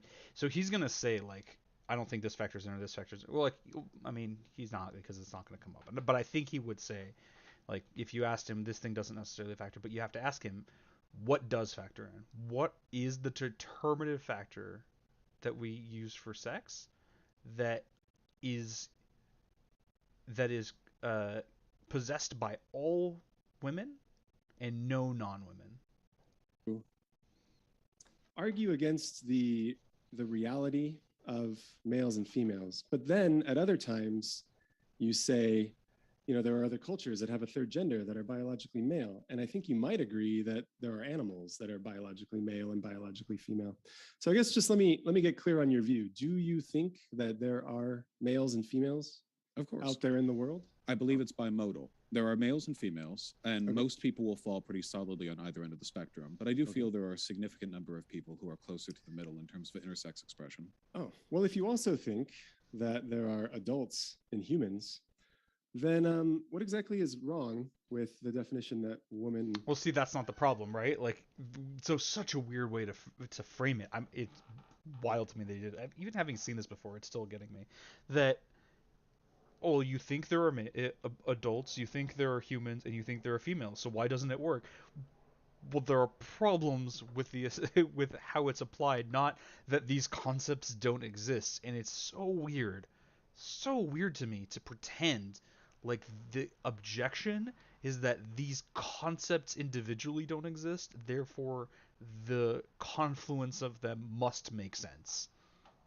Women are adult human females. You believe... Good example, thing that comes up a lot with Jordan Peterson, postmodern neo-Marxism. I believe that the word the prefix post has meaning. The modernism has meaning. Neo as a prefix has meaning, and Marxist has meaning. But put together, it's contradictory and nonsense. So it's weird that he's acting like, well, if you think these things exist, then how can putting them together not make sense? You believe in adults, you believe in humans, and you believe in females. Yeah, like, what is he doing? You think there are counterexamples to this definition? Is that the problem? My belief in the value of a definition, it should be said first, is not determined by its consistency. There are consistent definitions that are still morally wrong. For example, the Nazis grouped humans into taxonomical categories, which at times were consistent, usually because they were very blunt and lacking in nuance. They were just monstrous and unnecessary. They were suitable to the Nazis in a political sense because they allowed for the dehumanization of large groups of people. But I don't think we review them in retrospect based on their consistency. Like, oh, well, they say any of the descendants of the 12 tribes of Israel are subhuman. Ah, well, that's easy to find out with a 23andMe. Of course not. So I'm not saying you're doing that. I'm only saying that my concern here, first and foremost, but also, is not one of it is consistency. inconsistent. Even if the biological model was perfectly consistent, I would oppose it. But it's not. Because chromosomal abnormalities are all it takes to throw this up for a loop. Especially because when you transition... See, he's not wrong, but Dr. Bogardus prefaced by saying that he doesn't think chromosomes matter for biological sex. And you're attacking a phantom, right? And this is the difficulty. You have to ask him, what do you think is is determinative of sex, and then you can approach that. Definitions are huge in arguments like this, and it's really annoying, and it feels like you get into the weeds, but you have to hold them to something.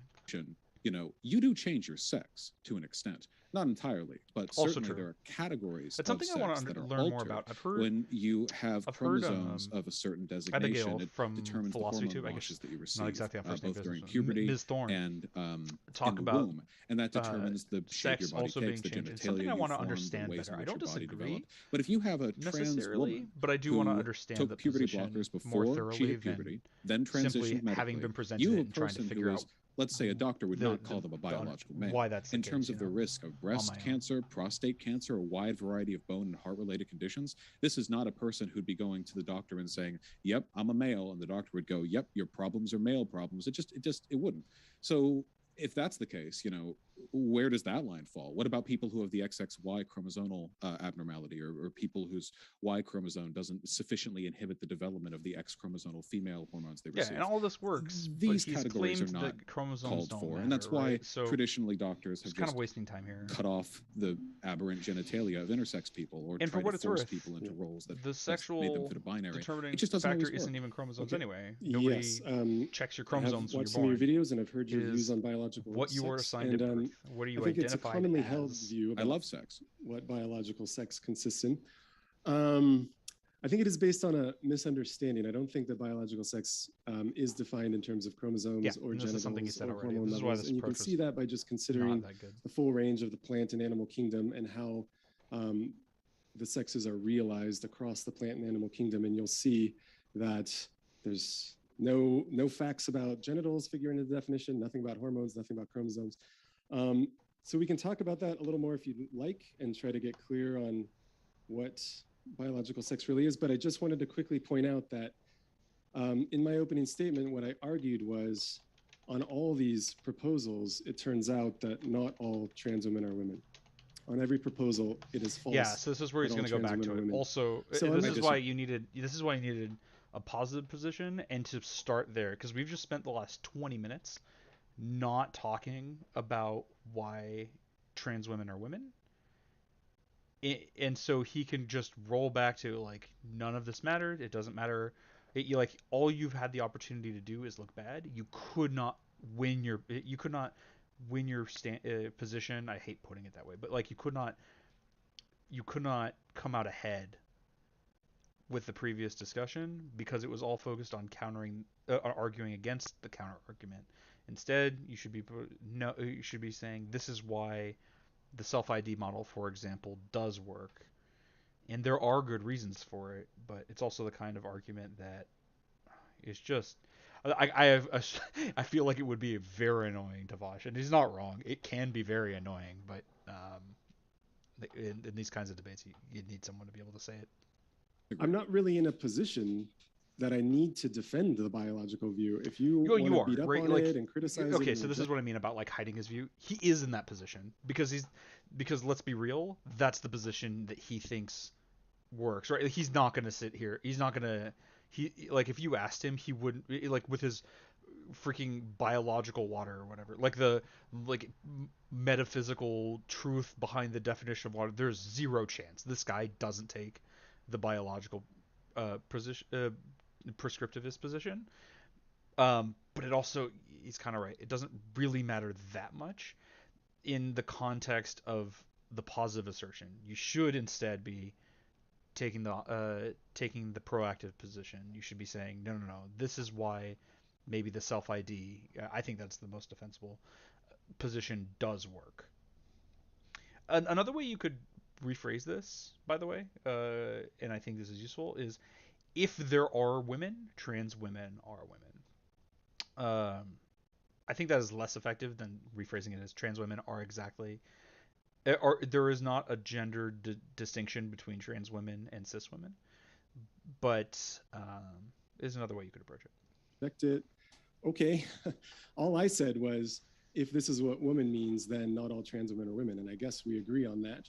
But I thought it would have been more pressing, given your views, to try to defend the charges that all those other proposals also entail, that not all trans women are women.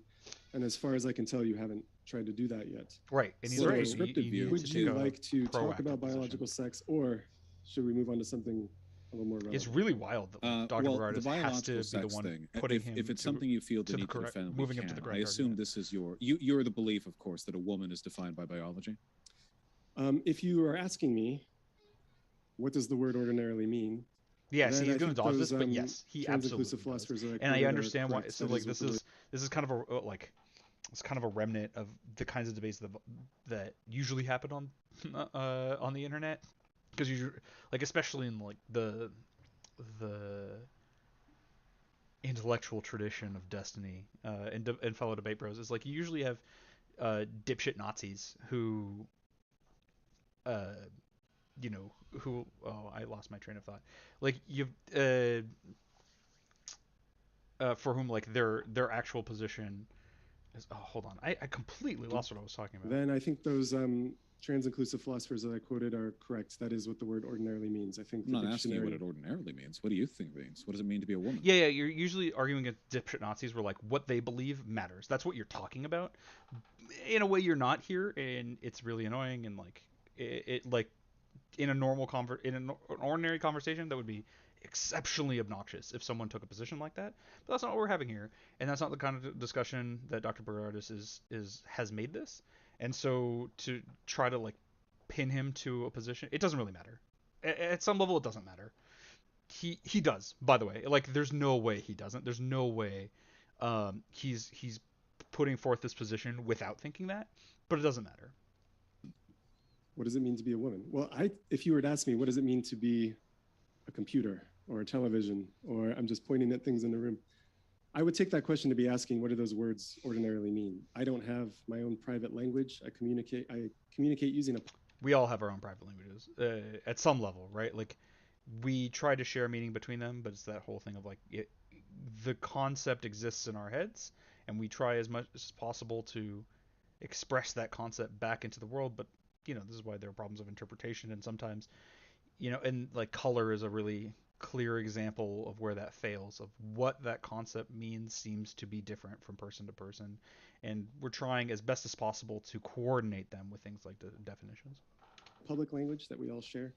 And so if you ask me what a word means, and I didn't know, I might check the dictionary to see what this word ordinarily means. But also, he also wouldn't be tap dancing like this for most definitions. Like if I asked him, if I asked him what like a book is or something, like he wouldn't be like, well, what people ordinarily mean. He would just give a definition, right? Like he obviously, there's no like, I don't know why he's like. I mean, I kind of get why he's not giving what his actual position is, but like obviously he would just give a definition normally. Formed by tradition.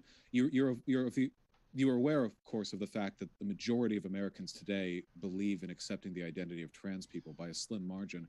In 20 years, my view will be more popular than yours. Yeah, it's a good point, right? Like, what is ordinarily used? Are you going to defer entirely to what you see? And that like breaks with his metaphysical view, and maybe he would think that it's wrong at that point. But there's this disconnect between a very social view of the world and a very like philosophical, metaphysical view.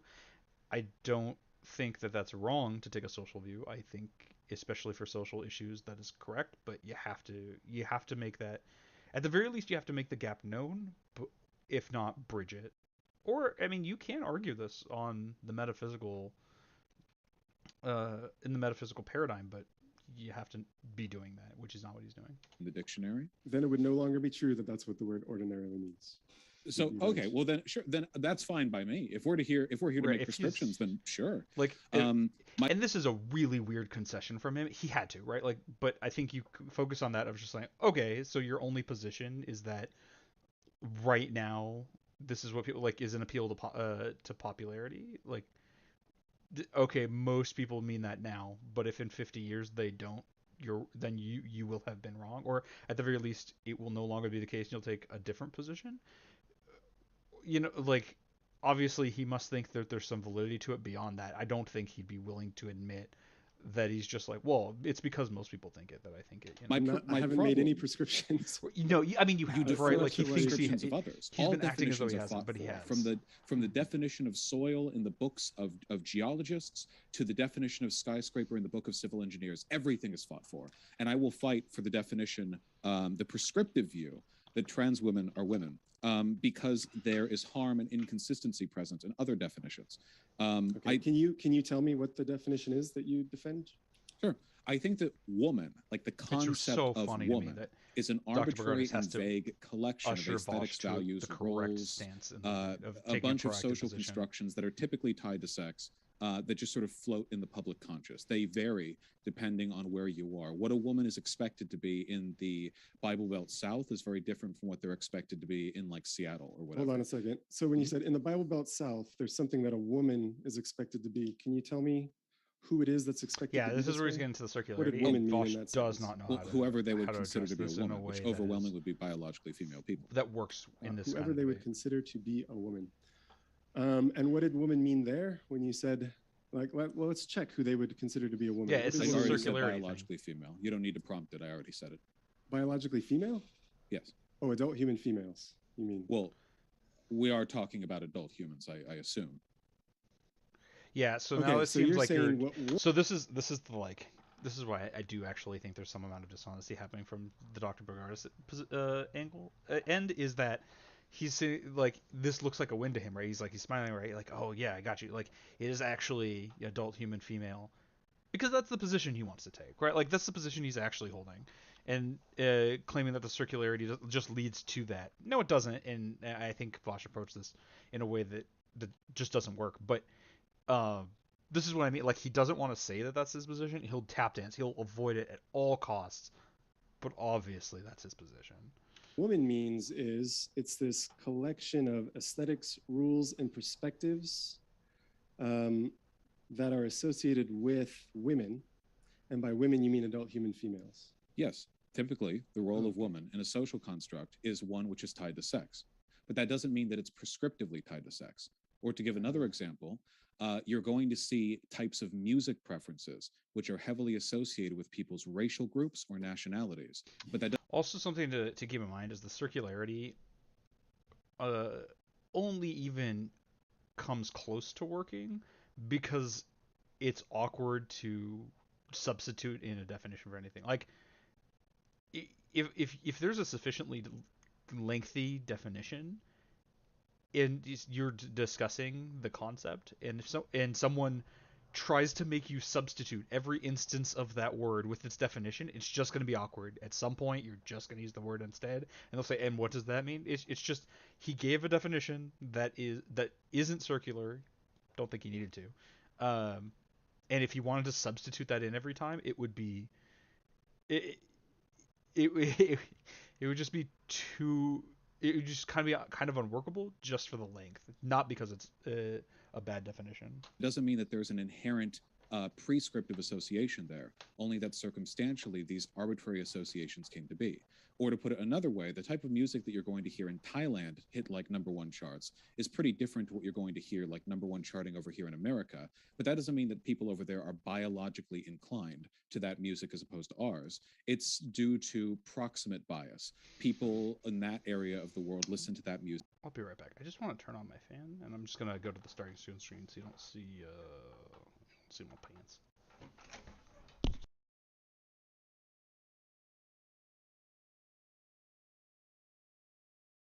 It's getting warm in here, let me tell you. All right, we're back. Music because that's the music they have, and because that's the music they have, they pass it down to other people who are around who happen to be people in that part of the world. I think And this is a likewise, reasonable argument, but you have an example here of brought woman, him over a to the sort zoo. of Like, he's not broad even paying definition that we do prescribe to biological females. But that's precisely my argument. See, I'm a libertarian here in the classical sense.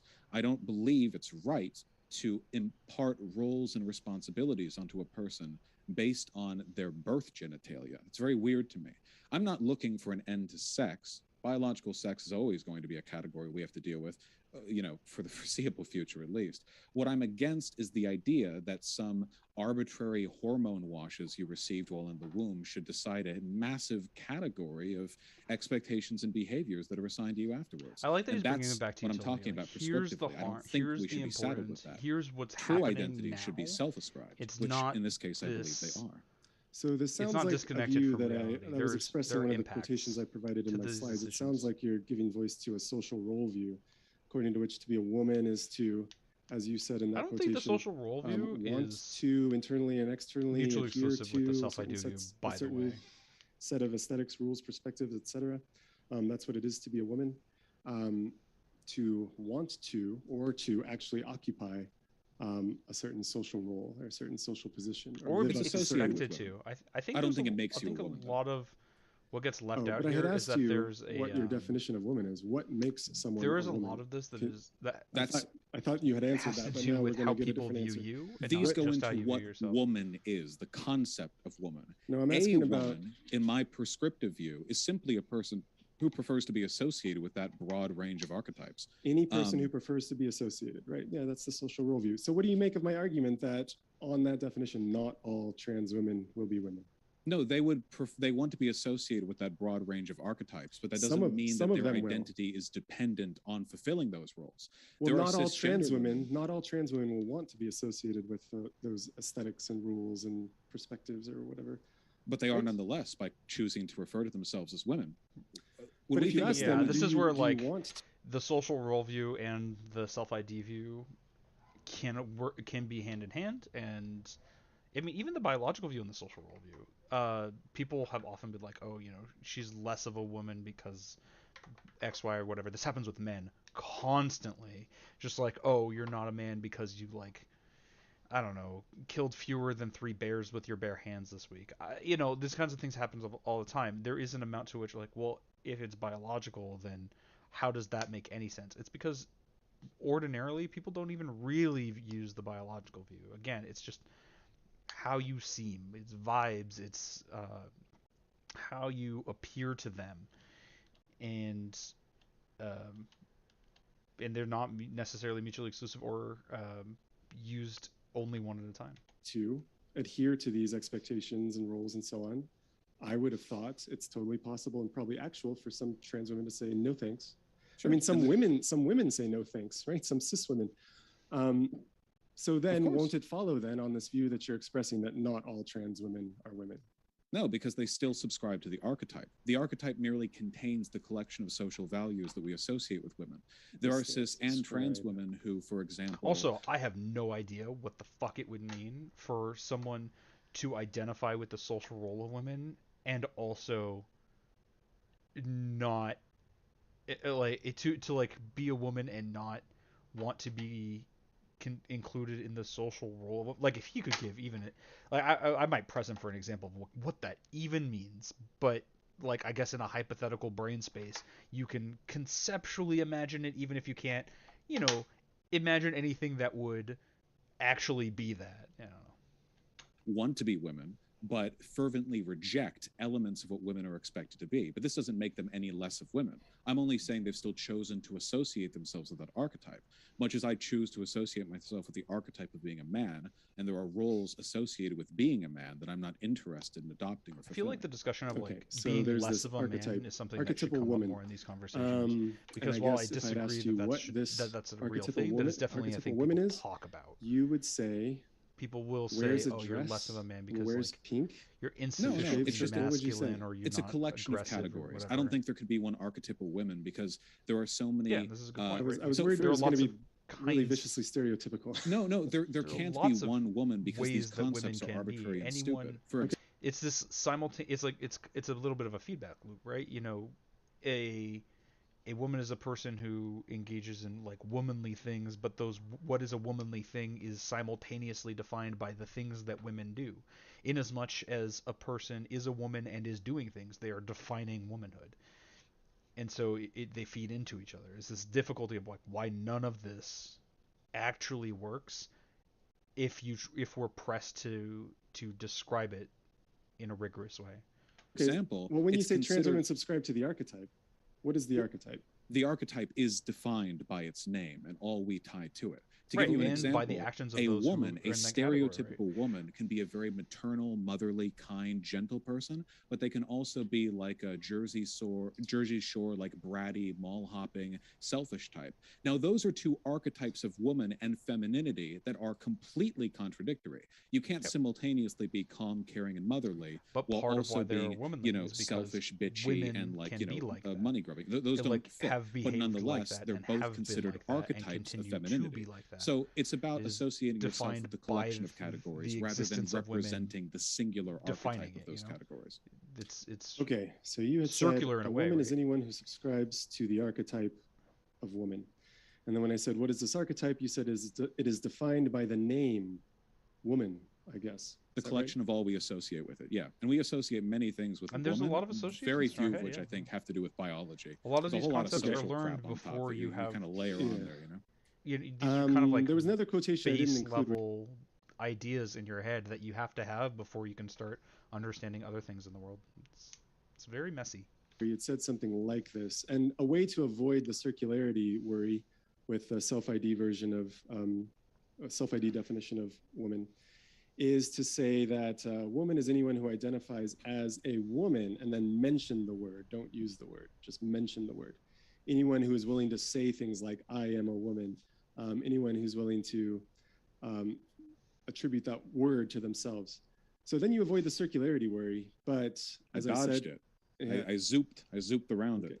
Well, as I said in my opening statement, if this definition isn't circular, then whatever the definition means. I guess this is as good a time as any. Something that's been in the background of all of this, and something that I think, I kind of wish I could have a conversation with Vaush to talk about this, because it's a concept that he's encountered a lot, but without the direct language to discuss it, sometimes has difficulty. This is a discussion at the end of it about necessary and sufficient conditions. When we talk about what a woman is, oftentimes we are asking for some condition that but necessarily all women must have, right? It's necessary to be a woman to have this condition. And also, merely by having this condition, you can be described as a woman. This is why most models fall apart, is because the concept of woman is so nebulous and so in the ether, and just like modern conception, in just cultural conception, that you could not find such a condition by any regard. But also, like the biological model has issues of like, well, all like they have wombs. Well, not all women have wombs. Some of them have hysterectomies or whatever. And what we're on the hunt for now is what condition would be necessary and sufficient, and it just doesn't work. And these are like the issues with the different paradigms that Dr. Bogardus laid out, and it's just going to hang over all of these discussions until you start putting the onus back of like, okay, what conditions work under your model? What model is even workable with a necessary and sufficient condition? I kind of lost my train of thought again, but this will come up a lot. It's going to exclude some trans women, and here's how it's going to work in this case. This definition you just provided is going to make it so that being a woman is an English-speaking affair. So there are no women outside of the English-speaking world. You would have to be familiar with the word woman, attribute it to yourself. And so an implication is there are no... So I find it interesting that he's like now comfortable with the concept of language, but with water, we're like, no, it refers to the same thing. Well, in a way, these different cultures have different ideas of what it means to be a woman. In a way, yeah, there is a difference between women in English-speaking places and women in places that speak Spanish or Chinese or whatever else, non-English speaking women, and there were no women before English came along.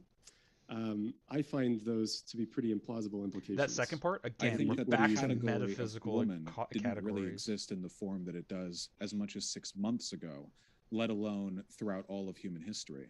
And now we're going back to the a social archetype I'm outlook. referring There's to, this this broad disconnect collection of tropes and how categories we're that I looking at the refer to as world, like the and we're woman not that bridging the women gap. associate themselves with. You're right. It may not exist to people who don't speak English, but by the time they learn, there will be a different one. And it's different in every culture, in every neighborhood, in every society, at every point in time. It will constantly shift. I don't think there's an objective definition here, but if you're looking for some truly exclusionary stuff, I would agree that Any person who was raised by wolves in the forest and had never come into contact with human society could not be described as having a gender.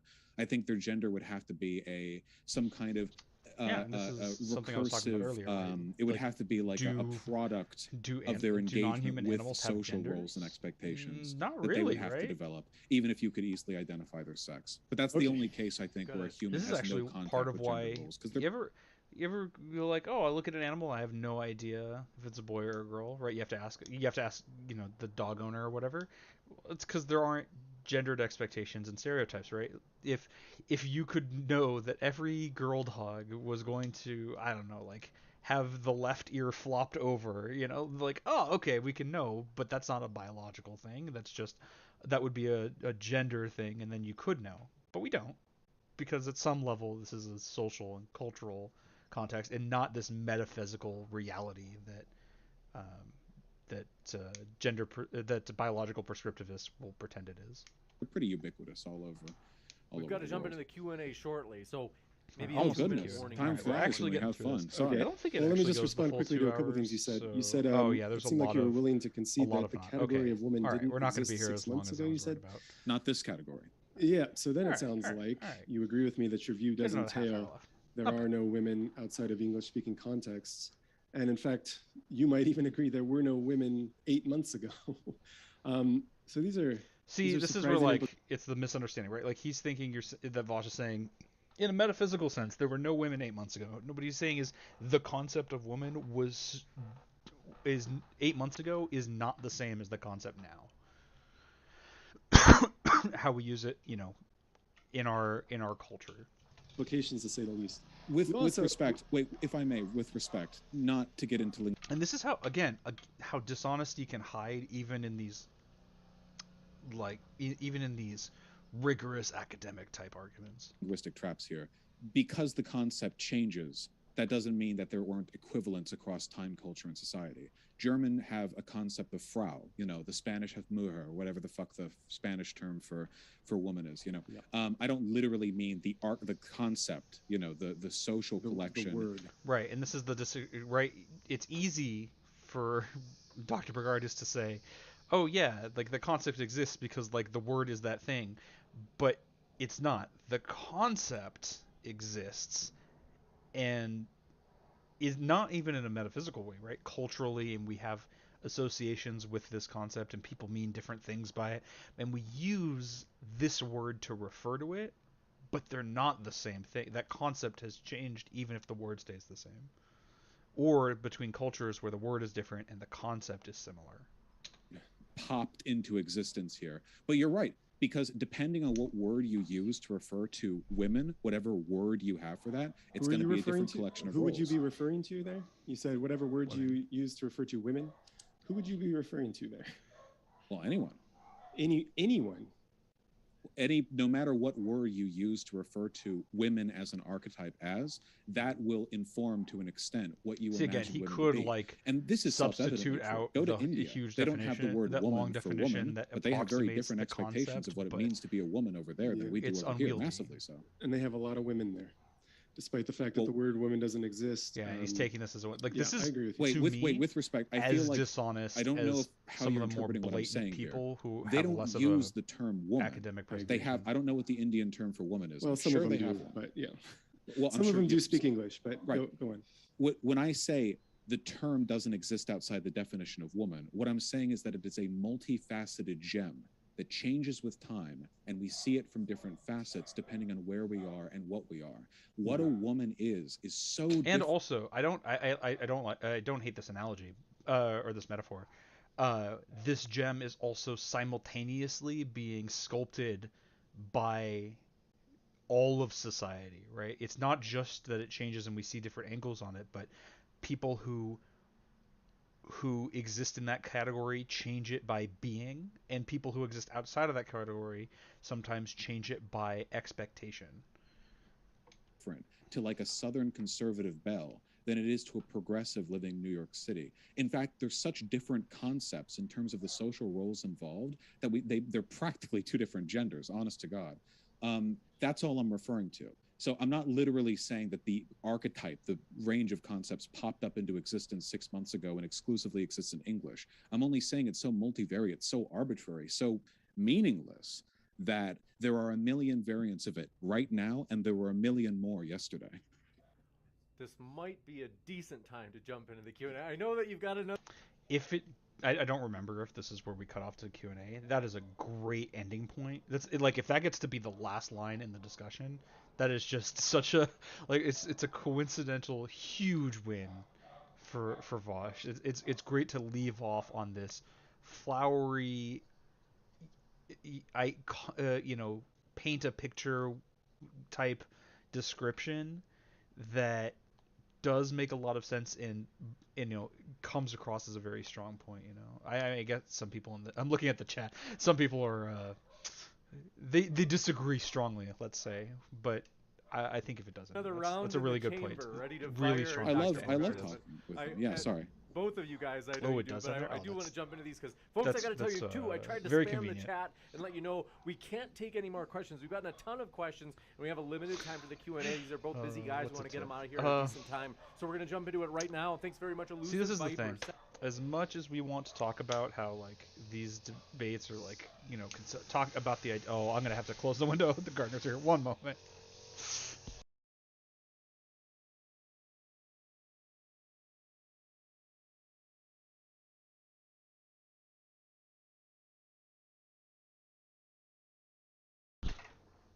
Apologies for that. I need a be right back screen instead of the start soon, but I don't have one, so we're just using that. At some level, people just talk about it as winning and losing, and that's why you gotta have the right matchups for things like this. I'll talk about that more after the debate. Says, can you identify someone whose favorite color is red without identifying quote unquote red as your favorite color? Was this a question for me? Yeah, This is a pretty reasonable question. hadn't Can you- specified in this one. It's Can you identify? one of the better Can you examples I've repeat heard. the question? Can you You bet. identify someone? Yep, they said, can you identify as someone whose favorite color is red without identifying red as your favorite color? I think the phrasing is poor. I think what it means to ask, right, is can you be a person whose favorite color is red without identifying as having red as your favorite color? It's not perfect because favorite color isn't an identity. It's it's more a description of your preferences, but it is attempting to get at something important there. Can you identify as someone whose favorite color is red without And of what? course, Having red it's- as your it's favorite circular, color? Without identifying red as your favorite color. Oh, without identifying. Oh, I think this is supposed to be a counterexample to my claim that there's no feature such that you have it if and only if you identify as having it. And maybe what this person is asking is, isn't this an example? Having the feature of your favorite color is red, or you, as they put it, identify your favorite color as red. Okay, so suppose we're thinking of that feature, having red as a favorite color. Is that going to be necessarily coextensive with identifying as having red as a favorite color? This comment right here, I don't know if you can see it. Hold on. Oh, perfect. It's just in screen. This is this kind of thing is a big deal to me. Doesn't care about being right as long as he looks right to his audience. So I think in most cases that's fine because the point is effectiveness. We're not I understand where Vaush is coming from. His primary goal is to be politically effective, and that's good. I think that is a good primary goal to have. There are some amount of people who see that as dishonest and in a way makes you wrong. And I think having someone who can, I think it's important to be able to engage in a way where it's about proving the validity of your points. Now, I don't think that in this debate, this person's description is accurate. I think he could have done a better job, but no, that Vaush was very much trying to prove the validity of his position. But this is this kind of thought weighs heavily on my mind. So no, I don't think I don't think so. I think that's going to be another example, just like being rich and being funny and being tall or whatever. It is possible for your favorite color to be red and not know that your favorite color is red and not identify as having the favorite. I mean, the question at that point, right, is in what way would how would that mean that, or like what would that mean at that point to have your favorite color be red and not know? Like, is there some sort of like, I don't know. It doesn't really matter. I'm not going to get the weed on this one. As having a favorite color. It's just that confuses me. I don't even know how what to would that sentence. even mean? Not identify in that way. Here's an example of how that could be. Suppose you're just new to colors. You were colorblind from birth, but a surgery was performed, and now you're seeing colors for the first time. But it's just color splotches on the wall, and you don't know which color is which, but you know that one's your favorite. This actually directly refutes some of the positions he was taking earlier. But what if you're like, what if the same thing, but the color was the color of water or whatever, right? I thought water is that thing, right? Isn't that shade red objectively, like, by your, yeah, I don't know. That's very weird that, so your favorite color is red, but you don't know that this color is red. Oh, I guess what he's saying is exactly what I'm saying. Like, you wouldn't know that that's red, but like, I don't know. So that would be an example to show how you are still identifying that thing as your favorite color, and that really is quick red, and say, right? According to you. I meant to start the debate in a more sort of ironic way and say something nice about Vaush, but then we just got straight into the definition stuff. I wanted to say that when I had first gotten this invitation, I mean, I didn't know about this corner of YouTube or Twitch or wherever I am right now. I didn't know about it. But after watching a lot of videos in this corner of the internet, I was really heartened and encouraged by the sort of thing that Vaush is engaged in. Yeah, because if you identify that color that you don't know what it is as your favorite and it happens to be red, then you are identifying red as your favorite color. You are doing that thing. Days, and how they're not really interested in arguments or evidence anymore. So I was just happy to see that there's this community thriving. Again, I don't even really know what Twitch is, but if that's where it is, good for you, and I'm happy you're doing it. And I encourage you to keep doing what you're doing. Twitch? Wanted to say that before. I don't actually know. Time ran out. I know they stream on YouTube. I don't know if they respond when I get a question. Dualcast us to. You got it. This one coming in from Finger of Doom. I think this is for you, Vaush. They say intersex people are still one of two sexes, because sex is defined in humans as to what gametes are produced, and every human has only I don't think any part of this question's suppositions are correct. Two gametes for reproduction. I think every part is actually wrong. So yeah, that's just not true. You can look at any biological journal if you want. The funny thing is that like the definition keeps receding as it keeps getting proven wrong. Like at first it was like genitalia, but that doesn't correspond perfectly to biological sex. And then it was chromosomes, and that doesn't correspond either because there are chromosomal abnormalities that correspond with like intersex. And then it's like gametes. Yeah, you know, and a it's lot like, of these they ideas, keep running. oh, back to like sufficient and necessary conditions. A lot of these concepts are such that there's a collection of traits that are not necessary, not sufficient. But if you have enough of them, you're considered in that category. It's all very nebulous, and this, like, we see this come up with sex. Of like now people are trying to define, like, now that we've gotten into the weeds in this, like now that the discussion culturally has progressed a bit, now it's like, okay, well, what do you even mean by this sex or whatnot? And they're struggling to find a thing that demonstrably makes one sex the other thing. But it's not one thing, it's a collection of things, and it's an estimation, and it's put into broad categories because they're useful to us, not because they are existent in the ether and we're trying to discover the truth. Running back. Eventually, like, people who are super harped in this argument are going to settle on a definition of sex that has absolutely no utility, you know? Like, their definition of sex is going to be like, okay, here, we finally found something consistent. There are only one of two possible outcomes. Whether or not, like, the half-life decay of this atom spun left or spun right in the exact moment the cell was fertilized. And that's the one thing that determines sex. And it's like, okay, at this point, like, what are you talking about? Like, shut the fuck up. Yeah, it's just not true. But like they can believe whatever they want about biological sex, because like at the end of the day, the biological argument on this has been more or less settled. All the major biological journals are talking about the ambiguity of sex and how it's bimodal and so on. So I feel like at this point, there are people far more qualified than I to make that argument about how much variance there is. Yeah, of course. Like as these conversations progress, more and more people, like now people are Dr. Bogardus, I should say. You see, I'm so used armchair biologists. Thomas, I'm so used to talking to YouTubers. It's wonderful to speak with people with a higher education, especially ones who take my arguments seriously enough to quote me in their PowerPoint presentations. No, it's been a delight. Thank you for being on here. Next up from Brenton Langle, a long time See friend how of much the we channel, want to says do with the Q&A. H2O is a symbol. Dr. Bogardus, I think that you are confusing the symbol for the real thing it refers to. All symbols and definitions are flawed, as if they weren't, they would be the thing itself and not the symbol.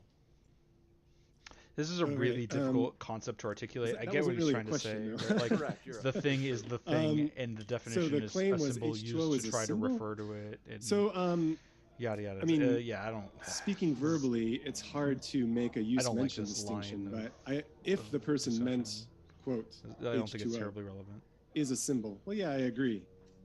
You mean like that symbol, H2O? Yeah, that's a symbol. But if you meant H2O, like the thing that's in this bottle, no, that's not a symbol. That's a molecule that we drink, and we're not drinking symbols. But no, that molecule isn't H2O. So yeah, I think that we represent that molecule with the concept term H2O and mentioning the term. So we use the term when we say, there's H2O in that lake over there. Relevant. We mention we also the term don't when say we there's say H2O in the lake over there. H2O features the and that water has a lot of other something. things in it, but we don't like. So I guess I don't disagree. Take out with a cup of it and say what the person said, as long as the person we still say it's water, even though there's mentioning other H2O. things, right? It's a things that are not yeah, H2O. Water has 5 letters. Yeah, with quotation marks. Water has 5 letters. Yes. Water has 5 letters. No, water doesn't have any letters at all. The stuff that we drink doesn't have any letters at all. Yeah, and this is the difficulty of trying to refer to things but without the words that we use to describe them in order to discuss the differentiation you got it. between Singer of Doom strikes again. the Says thing heavy and the water word. isn't an extra hydrogen. It's an extra neutron in the hydrogen. It's still H2O. It's actually not. It's D2O. Yes. We just looked that up. Okay, so I think I got that wrong if I said it was an isotope why of you looked oxygen these that up? makes it. Is it deuterium? Did we say that? So it's an isotope of Deuterium. hydrogen. I forget. It's an isotope of hydrogen. So I guess it's 1 proton and 1 neutron. Is that right? Whatever. Still H2O though. No, it's D2O. Yeah. Well, I guess I need to wait until it's appropriate to respond to the biological sex stuff. So maybe I'll get a question about that. I'll just hold tight. You got it. This one from Sid Dave says, I can answer that question. Let's see. No, they are not, no matter how many surgeries. Let's see. Okay, that's not as... Yeah, Langle, I have to imagine he's screening through a lot of really in the same sense that the pipe hateful invective. I don't even know if that's what he skipped through, but like some stuff that's not relevant. Treachery of images is not a pipe. You are falling for the treachery of concepts. Yeah, that's a pretty Right, reasonable so I attempt think at they're it. By the referring way, to what they're talking about, I mean, I'm sure the nobody who's watching is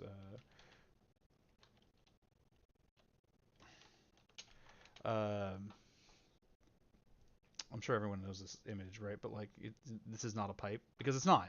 It is a representation of the thing that exists, and the word is to this image as the concept is to pipe. It is not. The word is not this thing, and this thing is not the word. But we use the word to refer to the thing. This is not a pipe. And if you had an actual pipe, it would also, in a way, not be a pipe. It would be what we refer to as a pipe. Which is, I mean, and so it is. Yeah, this is like really into the weeds of like. Ugh. This is why metaphysics can be of exhausting. a pipe, and then it says this is not a pipe. Yeah, it's a painting. It's not a pipe. So it's doing the equivalent of mentioning a pipe, but there's no actual pipe there. So I think this is the same as the last sort of statement I got when I was told H2O is a symbol, not a molecule. Yeah, H2O is a symbol, but H2O, the stuff in lakes and rivers, is not a symbol. Yeah, I guess you could like reformat, rephrase a lot of definitions to be like a pipe is a thing we refer to as a pipe that we all do. and You got those this one from things tend to David have these Crackle properties. says, if ice can be water, why can't a trans woman be a woman? Oh wow. If This ice is can like be the water, thing that makes me like the which it can be, this I is think the it is trans water water because it's debate. H2O. Why can't a trans woman be a woman? I assume that question's for me. Well, ice is water because, come to find out, it's the same stuff that liquid water is. Well, it's the same It's all kind the of, same right? stuff, Like, just in is different lava phases. the It's same all stuff as H2O. rock? It's the same thing. Maybe. I just mean, in different yes and no, arrangements. but we don't That's why talk about them ice the same way is water. because It's not it doesn't liquid water, help it's us. solid There's water. no value Okay. in calling them the So same now the thing. question is a There trans is woman a value woman? in calling Well, that them would depend on different what things. woman means, and then we'd have to Same check. thing with water and ice. But there Whatever are some woman things means, whose state change is it the case does that not being a trans woman change guarantees the that you're a value woman to in that us sense? substantially, and so we And don't change I how think we the refer to reason, it. as I said, this is such a persistent philosophical puzzle is it turns out that on all maybe the there aren't. views that I'm are trying sort to of think of an being example, but discussed like in the theoretically, literature, there could be, I guess. the answer is no. It doesn't turn out that all trans women are women. Whatever woman means, Yeah, and this is it's why going to be Bosch needed to possible make the for positive someone case to identify as a woman while being and assigned male at birth, tear down. And but he not spent. meet. And this is actually, well, as good as it was to end on the note that they did. Part of the problem was that conversation ended before Vosh could make the positive, or could really cement the positive position that the self-ID model works, and in that model, all trans women are women, which you can't. The argument is possible. I don't know that Vosh would necessarily be that adept at making that argument, but he didn't do it, and that is a difficulty that we find here. And we spent too much of the debate talking about tearing down the biological model, which Dr. Bogardus, I'll say, pretends or has said he does not, has not said that he subscribes to, but I mean, like, he'd have to, right? Meet that definition of woman. You got Yeah. it? This one for Vosh. Made by Jim Bob says, if the term woman is a construct, doesn't This that is mean, quote, yikesy. trans women are women, isn't actually true and is just a construct itself?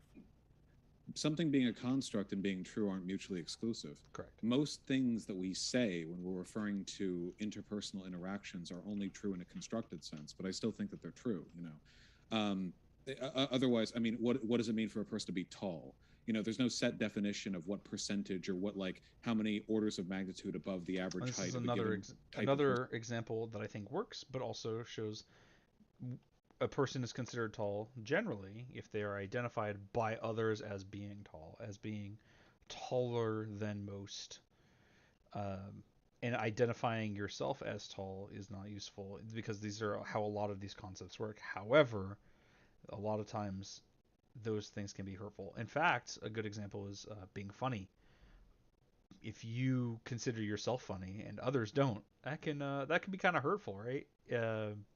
And in a situation like with gender, where there doesn't seem to be a benefit for causing that hurt, then maybe don't. That's all it really is to be said. Person, a given type of area. Like, there's no, just because something's constructed doesn't mean it's not true. You know, you can say a person's 7 feet tall and be true as hell to that, but finding a concrete definition, a non-constructed definition of tall, is not something you're going to be able to do. Yeah, so Also, there's it nothing changes wrong in with different something being cultures, socially right? I'm constructed. I just think we should 6'3", be I'm aware of how tall much power for where we I have come from, but to I rearrange think it's these like somewhere in terms as we Scandinavia or see something. fit. That's not playing God. That's what we have always like done. The We've average always done height that for forever. men It's is all like we can 6'1" do. or We made 6'2". I'm language, not that you know? tall. I'm like average. I just think that we should use it responsibly. You got it?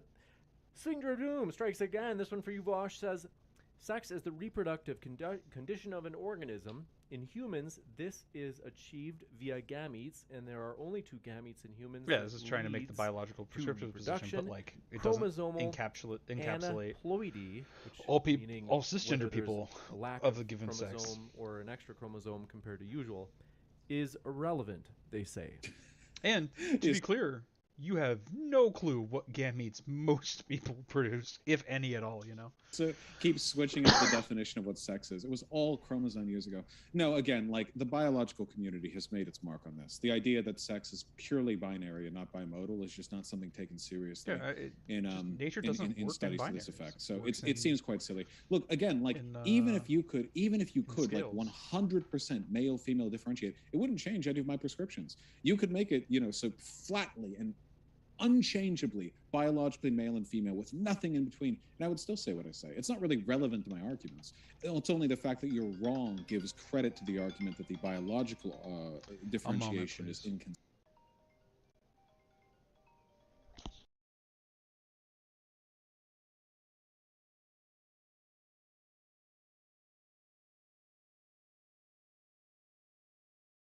I hate all these quite harmful all these spam phone as calls. well. But you never know when it's going to be important. Talking about gametes, like anyone looks at a person's gametes when they're trying to gender a person. Yeah, exactly. Come on, that's always been the silliest argument, right? They start going back before. First, it was what genitals are like, you have tits or not, or what your hair looks like, and then it goes further and further in.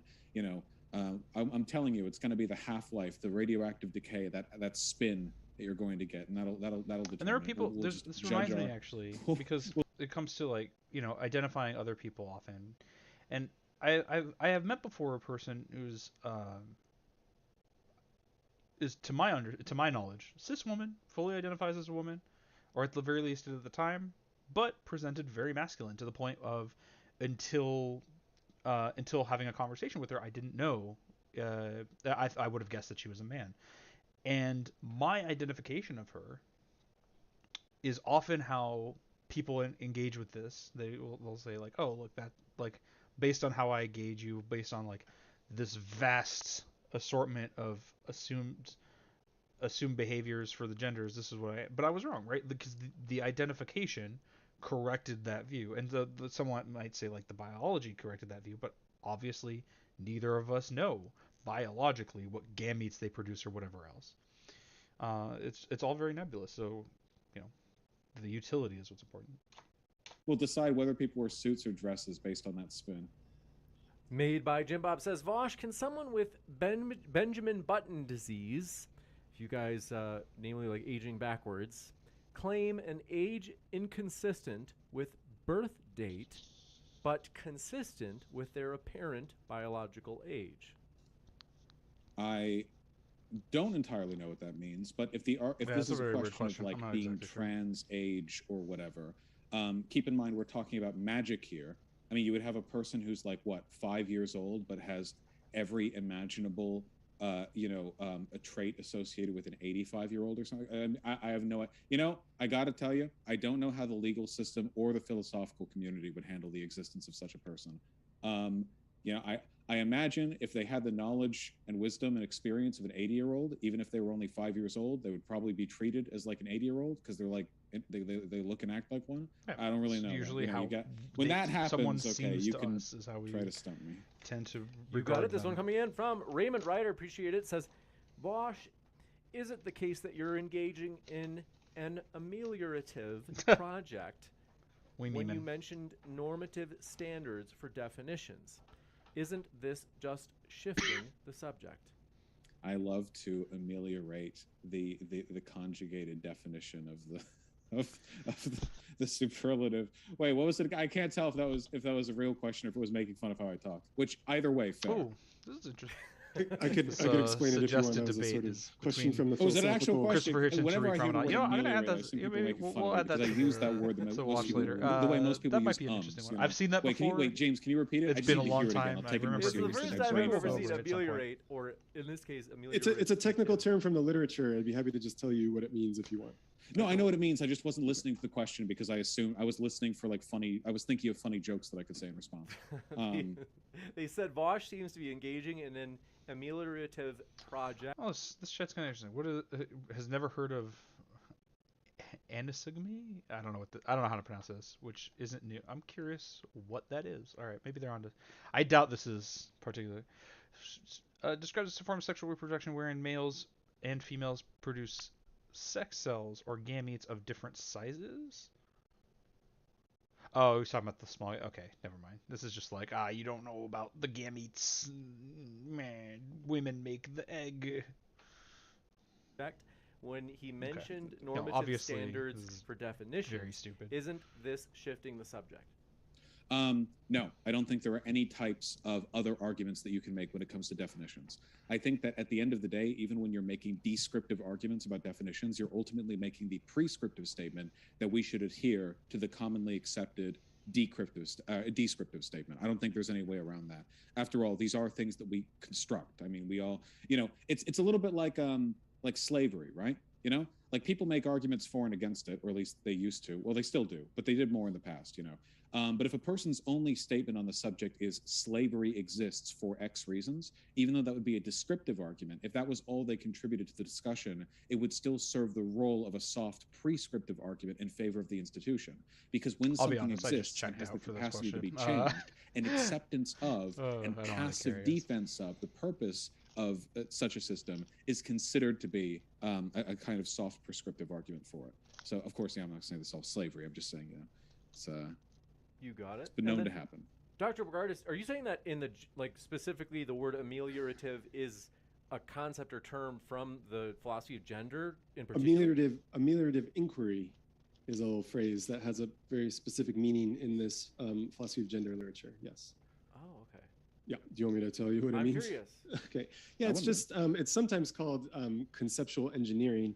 And it's the project I described when I said, like, hey, we've got this biological definition. Even trans-inclusive philosophers agree that's what the word has historically meant. But then when I said, like, they don't like that, they don't recommend it, they think that we should use the word woman to express a different concept. And when they're deciding which concept to express with the word woman, they call this, this is ameliorative inquiry. It's a kind of inquiry or attempt at coming up with an analysis that is meant to make the world a better place, to ameliorate injustices. And so there are explicitly moral inputs into the project. They're asking themselves what concept would do the most good in the world. So, And as I recall, nothing more of particular interest happens past this point, and I'm getting a little weary of listening to it. But I think this is a good place to start. To start this channel. Ultimately, this is a good example of what I want this channel to be, and I figured I should talk about it a little bit here. I think with debates, there's a lot of, to use a gamer term, a lot of matchups that are favored or unfavored. And I think people like Dr. Bogardus, who present very academic-sounding arguments, very philosophically rigorous, as it were, positions, have, from the people I've watched, not had the left hasn't had good responses to these kinds of positions. I think it's something that I could, at the very least, provide feedback to people to improve their ability to discuss, or do well to respond to myself. And I think we saw here ways in which Vaush, while normally a very good debater, was not suited well for this type of environment, this type of matchup, and this type of discussion. And I think it's the kind of thing that it's important to know how we can do better, and also a thing that I think it's also important to know, even in a situation where Vaush is making, or whoever else is taking positions that are the most effective, it is also important to know why these positions are correct philosophically, even if that's not what's going to come out in the debate. Political effectiveness obviously is more important than demonstrating, logically what is correct if it affects the world less. But it's also good to do that. So I think with that, I'm going to sign off. Thanks so much anyone who was watching, and hopefully people in the future watching this. And